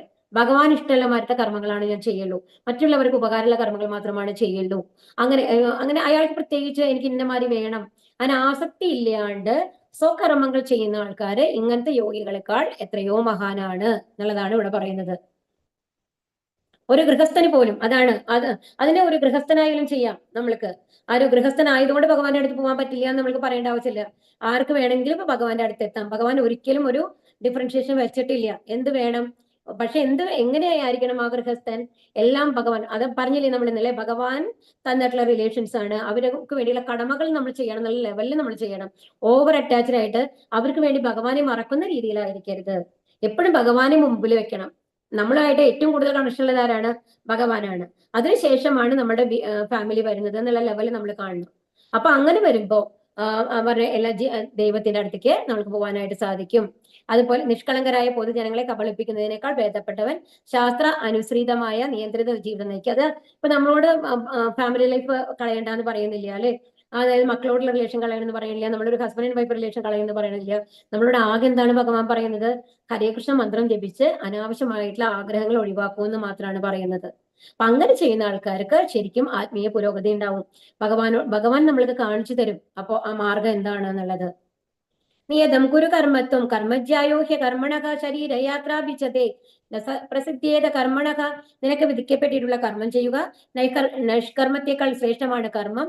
കർമ്മം ചെയ്യാതെ. അപ്പൊ ഇവിടെ എന്താ പറയുന്നത്? കർമ്മം ചെയ്യാണ്ടിരിക്കാൻ പാടില്ല അർജുന, അതാണ് പറയുന്നത്. കർമ്മം ചെയ്യാതിരിക്കരുത്, കർമ്മം ചെയ്യണം. പക്ഷെ എന്ത് ചെയ്യണം? അതിപ്പോ നമ്മൾക്ക് ശരിയാണ്, നമ്മൾ കർമ്മം ചെയ്യാണ്ടിരുന്നു കഴിഞ്ഞാൽ നമ്മുടെ ശരീരത്തിന് ഭക്ഷണം വേണം അല്ലേ? അതിന് എനർജി നിലനിർത്തണം എന്നുണ്ടെങ്കിൽ ആ ഭക്ഷണം കിട്ടണമെങ്കിൽ എന്ത് വേണം? അതിനനുസരിച്ചുള്ള പ്രവൃത്തികൾ നമ്മൾ ചെയ്യണം അല്ലെ? അപ്പൊ അത് എന്തായാലും നമ്മുടെ ശരീരം നിലനിർത്താൻ വേണ്ടിയിട്ടെങ്കിലും നമ്മൾ കർമ്മങ്ങൾ ചെയ്യാണ്ടിരിക്കാൻ പറ്റില്ല. അപ്പൊ കർമ്മങ്ങൾ ഉപേക്ഷിക്കരുത്. പക്ഷെ എന്ത് വേണം? ഭൗതിക ആഗ്രഹങ്ങളാണ് ഉപേക്ഷിക്കാൻ ഭഗവാൻ പറയുന്നത്, കർമ്മങ്ങളല്ല. അപ്പൊ ജീവനും ശരീരവും നിലനിർത്താൻ ഏതൊരാളും കർമ്മം ചെയ്യണം. അപ്പൊ എന്താ പറയുന്നത്? ഭൗതിക ആഗ്രഹങ്ങൾ ഉപേക്ഷിക്കുക. അപ്പൊ ക്ഷത്രിയനായ അർജുനൻ ഒരു ഗൃഹസ്ഥനാണ് അല്ലെ? ആരാണ്? സുഭദ്ര ഭാര്യയാണ്, ദ്രൗപദി ഭാര്യയാണ് അല്ലെ? അപ്പൊ അതുപോലെ മക്കളുണ്ട്, അഭിമന്യു ഉണ്ട്. അവര് അതുപോലെ തന്നെ സൈന്യാധിപനാണ്. അപ്പൊ ഒരു രാജ്യത്തിന്റെ ഒരു സൈന്യാധിപനാണെങ്കിൽ അതിന്റെ ചുമതലകൾ ചെയ്യണം. അപ്പൊ ഇതൊക്കെ ചെയ്യണമെന്നുണ്ടെങ്കിൽ അത് നിലനിർത്തണമെങ്കിൽ കർമ്മങ്ങൾ ചെയ്യണം. അപ്പൊ എന്ത് ചെയ്യണം? വിധിക്കപ്പെട്ട കർമ്മങ്ങളാൽ ശുദ്ധീകരണ പ്രക്രിയ നടത്താതെ ആരും സ്വന്തം പ്രവൃത്തികൾ ഉപേക്ഷിച്ചും അന്യരുടെ ഔദാര്യത്തിൽ ജീവിച്ചും ജ്ഞാനി എന്ന് പേരടിക്കാൻ തുനിഞ്ഞുകൂടാ. ഇവിടെ എന്താ പറയുന്നത്? അത് ഇപ്പൊ അർജുനൻ പറഞ്ഞതിനാണ് പറയുന്നത്. ഭിക്ഷ എടുക്കാന്ന് പറഞ്ഞില്ലേ? അതിനാണ് പറയുന്നത്. അപ്പൊ എന്താ ചെയ്യണത്? നമ്മുടെ കർമ്മങ്ങൾ ചെയ്യാണ്ട് അതിൽ നിന്ന് ഒളിച്ചോടിയിട്ട് ബാക്കിയുള്ളവരടുത്ത് അവരുടെ കർമ്മത്തിന്റെ ഫലങ്ങൾ നമ്മൾ വാങ്ങാന്ന് പറയുന്നത് അത്രയും വലിയ തെറ്റാണ് എന്നാണ് പറയുന്നത്. ഒരു സന്യാസി എന്നുള്ള ലെവലിൽ അങ്ങനെ പോകാൻ പാടില്ല എന്നുള്ളത്. യജ്ഞാർത്ഥാത് കർമ്മണോ ന്യത്ര ലോകോയം കർമ്മ ബന്ധനക തദർത്ഥം കർമ്മ കൗന്ദേയ മുക്തസംഘ സമാചര. കർമ്മം വിഷ്ണുവിനായുള്ള യജ്ഞം എന്ന നിലയിൽ അനുഷ്ഠിക്കുക. ഇത് ഇമ്പോർട്ടന്റ് ആണ് കേട്ടോ. അപ്പൊ കർമ്മം എങ്ങനെയാണ് നമ്മൾ ചെയ്യേണ്ടത്? ഏത് കർമ്മങ്ങളാണെങ്കിലും ഭഗവാന് വേണ്ടി നമ്മൾ ചെയ്യുന്നു എന്നുള്ള മാതിരി, ഭഗവാൻ വിഷ്ണുവിന് വേണ്ടി ചെയ്യുകയാണ്, കൃഷ്ണന് വേണ്ടി ചെയ്യുകയാണ് എന്നുള്ള രീതിയിൽ അനുഷ്ഠിക്കുക. അതായത് ഇപ്പൊ നമ്മൾക്ക് ശമ്പളം കിട്ടി, ഓക്കെ, നമ്മൾക്ക് ശമ്പളം കിട്ടിക്കഴിഞ്ഞാൽ സിമ്പിൾ ആയിട്ട് പറയുകയാണെങ്കിൽ അത് കൊണ്ടുവന്നു കഴിഞ്ഞിട്ട് ആ പൈസ കൊണ്ടുവന്നിട്ട് ഭഗവാന്റെ പൂജാറമ്മിൽ സമർപ്പിക്കുക. ഒരു പൂജ ചെയ്യുന്ന സമയത്ത്, ആരതി ചെയ്യുന്ന സമയത്ത് ഭഗവാനെ സമർപ്പിക്കുന്നു. അത് കഴിഞ്ഞിട്ട് അതിൽ നിന്ന് എടുത്ത് നിങ്ങൾക്ക് ചെലവാക്കുക. അങ്ങനെ ചെലവാക്കുമ്പോൾ എന്താണ്? നമ്മൾ അത് ഓൾറെഡി ഭഗവാനെ സമർപ്പിച്ചു കഴിഞ്ഞു. അതുപോലെ തന്നെ അതിന്റെ ഒരംശം എന്ന് പറയുന്നത് ഏതെങ്കിലും നല്ല കാര്യങ്ങൾക്ക് വേണ്ടിയിട്ട്, ഒരു ഭഗവത് സേവനത്തിന് വേണ്ടിയിട്ട് ഉപയോഗിക്കുക. എന്തെങ്കിലും, അതായത് ഒരു അമ്പലങ്ങൾക്ക് വേണ്ടിയിട്ട് ഡൊണേഷൻ ആയിട്ട് കൊടുക്കാം. അതല്ലാന്നുണ്ടെങ്കിൽ ആ ഭക്തിയുത സേവനങ്ങൾക്ക് ചെയ്യുന്നവർക്ക് വേണ്ടിയിട്ട് എന്തെങ്കിലും സേവനമായിട്ട് കൊടുക്കാം. അങ്ങനെ എന്തെങ്കിലും ഒരു ഭഗവാന് വേണ്ടിയിട്ട് ഒരു സേവനത്തിനായിട്ട് ഒരംശം അതിനെ ഉപയോഗിക്കുക. അങ്ങനെ ചെയ്യുമ്പോൾ അതിൽ നിന്ന് നമ്മൾക്ക് പാപം ഉണ്ടാവില്ല, പുണ്യം ഉണ്ടാവില്ല. അപ്പൊ അത് ഭഗവാൻ സംതൃപ്തനാവും അങ്ങനെ ചെയ്യുമ്പോൾ. അപ്പൊ അങ്ങനെ ചെയ്യുമ്പോൾ നമ്മൾക്ക് പാപം പുണ്യം ഇല്ലാണ്ട് നമ്മൾ ബന്ധവിമുക്തനാകും എന്നുള്ളതാണ് ഇവിടെ പറയുന്നത്. അപ്പൊ വിഷ്ണു പ്രീതിക്ക് വേണ്ടിയിട്ടാണ് മനുഷ്യരെ കർമ്മം ചെയ്യേണ്ടത്. അപ്പൊ കൃഷ്ണാവബോധത്തോടെ കർമ്മം നിർവഹിച്ചുകൊണ്ടിരിക്കുന്നയാൾ മുക്താവസ്ഥയിലാണ്. അപ്പൊ അതല്ലാതെ നമ്മളൊരു ടീച്ചർ ജോലി ഉപേക്ഷിക്കണം, അല്ലാന്നുണ്ടെങ്കിൽ ഒരു ഓഫീസ് ജോലി ഉപേക്ഷിക്കണം എന്നല്ല പറയുന്നത്. അത് ചെയ്യുന്ന കാര്യങ്ങൾ ഇതുമാതിരി നമ്മൾക്ക് അത് കിട്ടുന്ന വരുമാനം എങ്ങനെ ഉപയോഗിക്കണം, അത് ഭഗവാന് വേണ്ടി കുറച്ച് ഉപയോഗിക്കുക, മറ്റൊരു ഭഗവാന് സമർപ്പിച്ചുകൊണ്ട് നമ്മൾ കാര്യങ്ങൾ ചെയ്യുക എന്നുള്ളതാണ്. അപ്പൊ കൃഷ്ണാബോധത്തോടെയുള്ള പ്രവർത്തനങ്ങൾ കർമ്മഫലങ്ങളിൽ നിന്ന് മുക്തി നേടി ഒരാളെ ദിവ്യപ്രോക്തമായ ഭഗവത് സേവനത്തിലേക്ക് ഉയർത്തുകയും ഭഗവത് ധാമത്തിലേക്ക് എത്താൻ യോഗ്യനാക്കുകയും ചെയ്യുന്നു. അപ്പൊ ഇവിടെ ലാഡർ ആണ് പറയുന്നത് കേട്ടോ. ഇവിടെ ആനിമൽ ലൈഫ്, കർമ്മകാണ്ഡ. ഏറ്റവും ആദ്യം നമ്മൾ പറയുന്നതാണ് ആനിമൽസ്. ഇപ്പൊ നമ്മള് ഒരു ആനിമൽസ് എന്തൊക്കെയാ ചെയ്യുന്നത്? അവർ ചെയ്യുന്നതാണ് ഈറ്റിംഗ്, ഭക്ഷണം കഴിക്കും, പിന്നെ എന്ത് ചെയ്യും? ഉറങ്ങും. അതുപോലെ മേറ്റിംഗ്, മറ്റ് ഓപ്പോസിറ്റ് സെക്സ് ആയിട്ടുള്ള ഒരു ബന്ധം ഉണ്ടാവും അല്ലെ? അതിനെ ഡിഫെൻഡിങ്, എന്തെങ്കിലും നമ്മൾ ശത്രുക്കൾ വന്നു കഴിഞ്ഞാൽ അതിന് അവരെ ആക്രമിക്കുക, അങ്ങനത്തെ കാര്യങ്ങൾ ഇതെല്ലാം ചെയ്യും. അപ്പൊ ഇതൊക്കെ തന്നെ നമ്മളും ചെയ്യുന്നുണ്ട്. പക്ഷെ ഇതിൽ നിന്ന് വ്യത്യസ്തമായിട്ട് നമ്മൾ എന്തെങ്കിലും ചെയ്യുന്നുണ്ടോ നമ്മുടെ ലൈഫിൽ എന്നുള്ളതാണ് നമ്മൾ ചോദിക്കേണ്ട ചോദ്യം. നമ്മൾക്ക് ഒരു മനുഷ്യജന്മം കിട്ടിയിട്ടുണ്ട്, വിലപിടിപ്പുള്ളത്. ഇതിനേക്കാളും മേലെ നമ്മൾ എന്താണ് ചെയ്യുന്നത്? മോസ്റ്റ്ലി ഇപ്പോഴത്തെ നമ്മുടെ ലൈഫ് നോക്കി കഴിഞ്ഞാൽ ഇതിനേക്കാളും മേലെ നമ്മൾ എന്തെങ്കിലും ചെയ്യുന്നുണ്ടോ? ഭൗതിക സംതൃപ്തിക്കായിട്ട് നമ്മൾ ജീവിക്കുന്നു എന്നുള്ളതല്ലാണ്ട് ഭഗവാന് വേണ്ടി നമ്മൾ എന്തെങ്കിലും ചെയ്യുന്നുണ്ടോ? ഭഗവത് ധാമത്തിലേക്ക് പോകാനായിട്ട് നമ്മൾ എന്തെങ്കിലും ചെയ്യുന്നുണ്ടോ? അങ്ങനെ എന്തെങ്കിലും നമ്മൾ ചെയ്യുന്നുണ്ടോ എന്ന് ചോദിച്ചു കഴിഞ്ഞാൽ മോസ്റ്റ്ലി നമ്മളില്ല എന്ന് തന്നെ പറയാം. അപ്പൊ അത്ര ഒരു ലൈഫാണ് കർമ്മകാണ്ഡ എന്ന് പറയുന്നത്. നമ്മളുടെ സ്വാർത്ഥ താല്പര്യങ്ങൾക്ക് വേണ്ടിയിട്ട് നമ്മൾ ചെയ്യുന്ന കർമ്മങ്ങൾ. അത് കഴിഞ്ഞിട്ട് സകാമ കർമ്മ യോഗ എന്ന് പറയുമ്പോൾ എന്താ പറയുന്നത്? അതാണ് ഇപ്പൊ സകാമ കർമ്മം പറഞ്ഞു അല്ലെ? അതിലെന്താ പറയുന്നത്? നമ്മളുടെ പ്രവൃത്തിയുടെ ഇത് ഒരു ഡ്യൂട്ടി ആയിട്ട് ചെയ്യാണ്. അതായത് എനിക്ക് ഇതിന്റെ കർമ്മങ്ങൾ നല്ലത് വന്നാലും ചീത്ത വന്നു കഴിഞ്ഞാൽ അതിനെക്കുറിച്ച് സങ്കടപ്പെടുകയോ സന്തോഷിക്കുകയോ ചെയ്യില്ല എന്നുള്ള ഒരു അവസ്ഥയിൽ നമ്മൾ എത്തുമ്പോൾ അതിനെ യോഗം എന്ന് പറയും. അതിന് ഫലം ആവശ്യമില്ല എന്ന് വരുമ്പോൾ അതായത് ഫെയിം, അതായത് എനിക്ക് പ്രസിദ്ധി കിട്ടാൻ വേണ്ടിയിട്ട് ഞാൻ ചെയ്യുന്നു, അല്ലെങ്കിൽ എനിക്ക് പണം കിട്ടാൻ വേണ്ടി ചെയ്യുന്നു എന്നുള്ള ലെവലിൽ നമ്മൾ ചെയ്യുന്നില്ല എന്നുണ്ടെങ്കിൽ അത് സകാമ കർമ്മ യോഗ. യോഗ വന്നോട്ടാ ഇവിടെ, അത് ഭഗവാനുടെ ഒരു കണക്ഷൻ വരെയാണ്. ഇപ്പോ നമ്മൾക്ക് ഫലങ്ങൾക്ക് ഇച്ഛയില്ലെങ്കിൽ തന്നെ അതൊരു യോഗ ആയി എന്നാണ്. ഈ നിഷ്കാമ കർമ്മ യോഗ എന്ന് പറയുമ്പോൾ എന്താണ്? നമ്മൾ എല്ലാ ഫലങ്ങളും ഉപേക്ഷിക്കുകയാണ് നമ്മൾ ചെയ്യുന്നത്. അതായത് അവിടെ ഒരു ഭഗവാന്റെ ഒരു ഇത് പറയും, നിഷ്കാമ കർമ്മയോഗത്തില് എല്ലാം ഭഗവാന് വേണ്ടിയിട്ട് നമ്മൾ ഉപേക്ഷിക്കുന്നു എന്നുള്ളതാണ് നിഷ്കാമ കർമ്മം എന്ന് പറയുന്നത്. ഇനി അതായത് ഫലങ്ങൾ ഉപേക്ഷിക്കുന്നു, കർമ്മം ഉപേക്ഷിക്കുന്ന അല്ലാട്ടോ നിഷ്കാമ കർമ്മം എന്ന് പറഞ്ഞാല്. അതിന്റെ ഫലങ്ങൾ ഭഗവാന് വേണ്ടി ഉപേക്ഷിക്കുമ്പോൾ അത് നിഷ്കാമ കർമ്മം ആവുന്നു. ഇനി ജ്ഞാനയോഗ, അടുത്ത സ്റ്റെപ്പ് എന്ന് പറയുന്നത് ജ്ഞാനയോഗ. അപ്പൊ നമ്മൾ പറഞ്ഞ പോലെ ഒരു എന്താണ് ഭഗവാന്റെ ഒരു ജ്യോതി, ബ്രഹ്മജ്യോതിയില് നമ്മൾ എത്താൻ വേണ്ടിയിട്ടുള്ള ഒരു ശ്രമം, അത് ജ്ഞാനം. നമ്മൾ ജ്ഞാനം സമ്പാദിച്ച് അങ്ങനെ ചെയ്യുന്ന ആ യോഗത്തിനാണ് ജ്ഞാനയോഗ എന്ന് പറഞ്ഞു. അത് നമ്മൾ പറഞ്ഞില്ലേ, ആത്മാവല്ല എന്നുള്ളത് നമ്മളെ ആത്മാവാണ്, ശരീരമല്ല എന്നുള്ള അങ്ങനത്തെ ജ്ഞാനം സമ്പാദിക്കുന്നത്, വേദങ്ങളിൽ കൂടി ജ്ഞാനം സമ്പാദിക്കുന്നതാണ് ജ്ഞാനയോഗ എന്ന് പറയുന്നത്. പക്ഷെ അത് ഭഗവാനെ കുറിച്ചുള്ള പൂർണ്ണമായ അറിവല്ല. ഈ ഭൗതിക സൃഷ്ടിയെല്ലാം ഭഗവാന്റേതാണെന്ന് നമ്മൾക്ക് അറിയും, പക്ഷെ ഭഗവാന്റെ രൂപം എന്താണെന്ന് നമ്മൾക്ക് അറിയില്ല. അതുകൊണ്ട് അത് പൂർണ്ണമല്ല. അതുകൊണ്ടാണ് സൺഷൈൻ. അപ്പൊ അതായത് ഒരു സൂര്യനെ നമ്മൾ പറഞ്ഞ സൂര്യന്റെ പ്രകാശം മാത്രമാണെന്ന് പറയാൻ പറ്റില്ലല്ലോ. അത് കാരണം കൊണ്ട് ആ സൂര്യനെ പ്രകാശമായി അറിയുക. അപ്പൊ അതതിന്റെ പൂർണ്ണമായ അറിവല്ല ഭഗവാനെ കുറിച്ചുള്ളത്. അത് കഴിഞ്ഞിട്ട് സൺ ഡിസ്ക്, അതായത് അഷ്ടാംഗ യോഗത്തിൽ എന്താണ്, നമ്മൾ പരമാത്മാ രൂപത്തിലുള്ള ഭഗവാനെ ധ്യാനിക്കുകയാണ് അല്ലേ. അത് അടുത്ത ലെവലായി. അപ്പൊ ഭഗവാൻ ഉണ്ട്, നമ്മൾ എല്ലാവരുടെയും ഹൃദയത്തിൽ പരമാത്മാ രൂപത്തിലുണ്ട് എന്നുള്ളത് നമ്മൾ അറിയുന്നു. പക്ഷെ ഭഗവത് ധാമത്തില് ഭഗവാന് യഥാർത്ഥമായിട്ടുള്ള ഒരു രൂപമുണ്ട്. ആ രൂപത്തിന്റെ ഒരു അംശമാണ് നമ്മളുടെ ഉള്ളിൽ പരമാത്മാവായിട്ടുള്ളത് എന്നുള്ളത് ബോധം അവർക്ക് ഉണ്ടാവില്ല. അപ്പൊ അതും പൂർണ്ണമായിട്ട് അറിവല്ല. അപ്പൊ അതായത് എന്റെ 100 രൂപയുണ്ട്, 100 രൂപയിൽ 50 രൂപയുണ്ടോ എന്ന് ചോദിച്ചാൽ 50 രൂപ ഇല്ലേ, ഉണ്ട്. 50 രൂപ ചേർന്നാണ്. 100 രൂപയിൽ 10 രൂപയില്ലേ എന്ന് ചോദിച്ചു കഴിഞ്ഞാല് ഉണ്ട്. പക്ഷെ ഈ 10 രൂപയിൽ 100 രൂപ ഉണ്ടാവും ഇല്ല, 50 രൂപയിൽ 100 രൂപ ഉണ്ടാവും ഇല്ല, 100 രൂപയിൽ 10 രൂപ 50 രൂപയുണ്ട്. മനസ്സിലാവുണ്ടോ പറയുന്നത്? ഭഗവാൻ റിലേഷൻ എന്ന് പറയുന്നത് ആ 100 രൂപ മാതിരിയാണ്. അപ്പൊ ഒരു ലെവൽ മേലെ സെക്കൻഡ് ലെവലാണ് പരമാത്മാ. അത് കഴിഞ്ഞിട്ട് പിന്നെ ആ ലാസ്റ്റ് റിയലൈസേഷൻ ആണ് എന്തെന്ന് പറയുന്നത്, അഷ്ടാംഗ യോഗയിൽ പരമാത്മാ ലെവൽ നമ്മൾ അറിയുന്നു. അതാണ് മിസ്റ്റിക് സിദ്ധീസ്. അപ്പൊ അവർക്ക് ഈ ഇങ്ങനത്തെ ചെയ്യുന്ന ആൾക്കാർക്ക് നമ്മൾ വലുതാവാൻ സാധിക്കും, ചെറുതാവാൻ സാധിക്കും, തന്റെ പ്രാണനെ ബ്രഹ്മരന്ധ്രത്തിൽ കൂടി പുറത്തെടുക്കാൻ സാധിക്കും, അതൊക്കെ സാധിക്കും. പക്ഷെ ഭഗവത് ധാമത്തിലേക്ക് എത്താൻ പറ്റില്ല, ഗോലോക വൃന്ദാവനത്തിലേക്ക് എത്താൻ സാധിക്കില്ല. അതിന് എവിടെ എത്തണം? അത് ഭക്തിയോഗം തന്നെ ചെയ്യണം. അപ്പോഴാണ് സൺ പ്ലാനറ്റിലേക്ക് എത്തുന്നത്. മനസ്സിലായോ? നല്ല പ്രോഗ്രസീവ് യോഗ ലാഡർ. അപ്പൊ ഇതെന്ന് പറയുന്നത് എന്താണ്? അപ്പൊ ഇതും സെയിം തന്നെയാണ്. അപ്പൊ നമ്മൾക്ക് അനിമൽ ലൈഫ് എന്ന് പറഞ്ഞു കഴിഞ്ഞാൽ നമ്മൾക്ക് സെൻസ് ഗ്രാറ്റിഫിക്കേഷൻസിൽ, അതായത് അവർക്ക് എന്ന് പറഞ്ഞിട്ട് ഈ ഓരോ ഭാര്യ ഒരു ഭർത്താവ് അങ്ങനത്തെ കേസൊന്നും ഇല്ലല്ലോ. അങ്ങനത്തെ എല്ലാ കാര്യങ്ങൾക്കും അങ്ങനത്തെ ഒരു ലൈഫാണ്, ഒരു കൺട്രോൾ ഇല്ലാത്ത ലൈഫാണ് അനിമൽ ലൈഫ്. കർമ്മകാണ്ഡ എന്ന് പറയുമ്പോൾ നമ്മുടെ ലൈഫ് എന്ന് പറയുന്നതാണ് അറ്റ്ലീസ്റ്റ് ഒരു ഭാര്യ ഭർത്താവ് ഒരു കുടുംബമായിട്ട് ജീവിക്കുന്നുണ്ടാവും, പക്ഷെ സ്വാർത്ഥ താല്പര്യങ്ങൾ തന്നെയാണ്. അതാണ് കർമ്മകാണ്ഡ എന്ന് പറയുന്നത്. ഇനി ഡിവോട്ടി വിത്ത് സെൽഫിഷ് ഡിസയേഴ്സ്. സകാമ കർമ്മയോഗ എന്ന് പറയുമ്പോൾ നമ്മൾക്ക് വീട് വേണം, കാർ വേണം, അങ്ങനത്തെ ആഗ്രഹങ്ങളുള്ള ഒരാൾക്കാര്. അടുത്തെന്താണ്? നിഷ്കാമ കർമ്മയോഗ, സാധന ഭക്തി. അടുത്തത് എന്താണ്? എല്ലാം നമ്മൾക്ക് ആഗ്രഹങ്ങളില്ല, ഭഗവാന് വേണ്ടി നമ്മളെല്ലാം ത്യജിക്കുന്നു എന്നുള്ള ലെവലിൽ വരുമ്പോഴാണ് എന്ത് പറയുന്നത്? നിഷ്കാമ കർമ്മയോഗ. അതാണ് സാധന ഭക്തി. അതാണ് നമ്മളോട് ഇപ്പൊ ചെയ്യാൻ പറയുന്നത്. സാധന ഹരികൃഷ്ണ മന്ത്രം ചൊല്ലി ഭഗവാൻ ഒരു തുളസി പൂവെല്ലാം സമർപ്പിക്കാൻ പറയുന്നതാണ് സാധന ഭക്തി എന്ന് പറയുന്നത്. അപ്പൊ നമ്മൾക്ക് ഓവറായിട്ട് എല്ലാം നമ്മൾക്ക് വേണം എന്നുള്ള ആഗ്രഹം വിട്ടിട്ട് ഞാൻ ഭഗവാന് വേണ്ടി എന്തെങ്കിലും ചെയ്യണം എന്നുള്ള ആഗ്രഹത്തിലേക്ക് വരികയാണ്. അപ്പോ അത് പടിപടിയായി മേലേക്കെത്തുമ്പോൾ ഭഗവാനെ അറിയും, ഭഗവാനെ നമ്മളുടെ മനസ്സിൽ സ്വയം എപ്പോഴും കാണാൻ സാധിക്കും, ഭഗവാനോട് സംസാരിക്കാൻ സാധിക്കുന്ന ഒരു ലെവലിലെത്തും. ആ ലെവലിലെത്തുമ്പോൾ അതാണ് ഭാവഭക്തി എന്ന് പറയുന്നത്.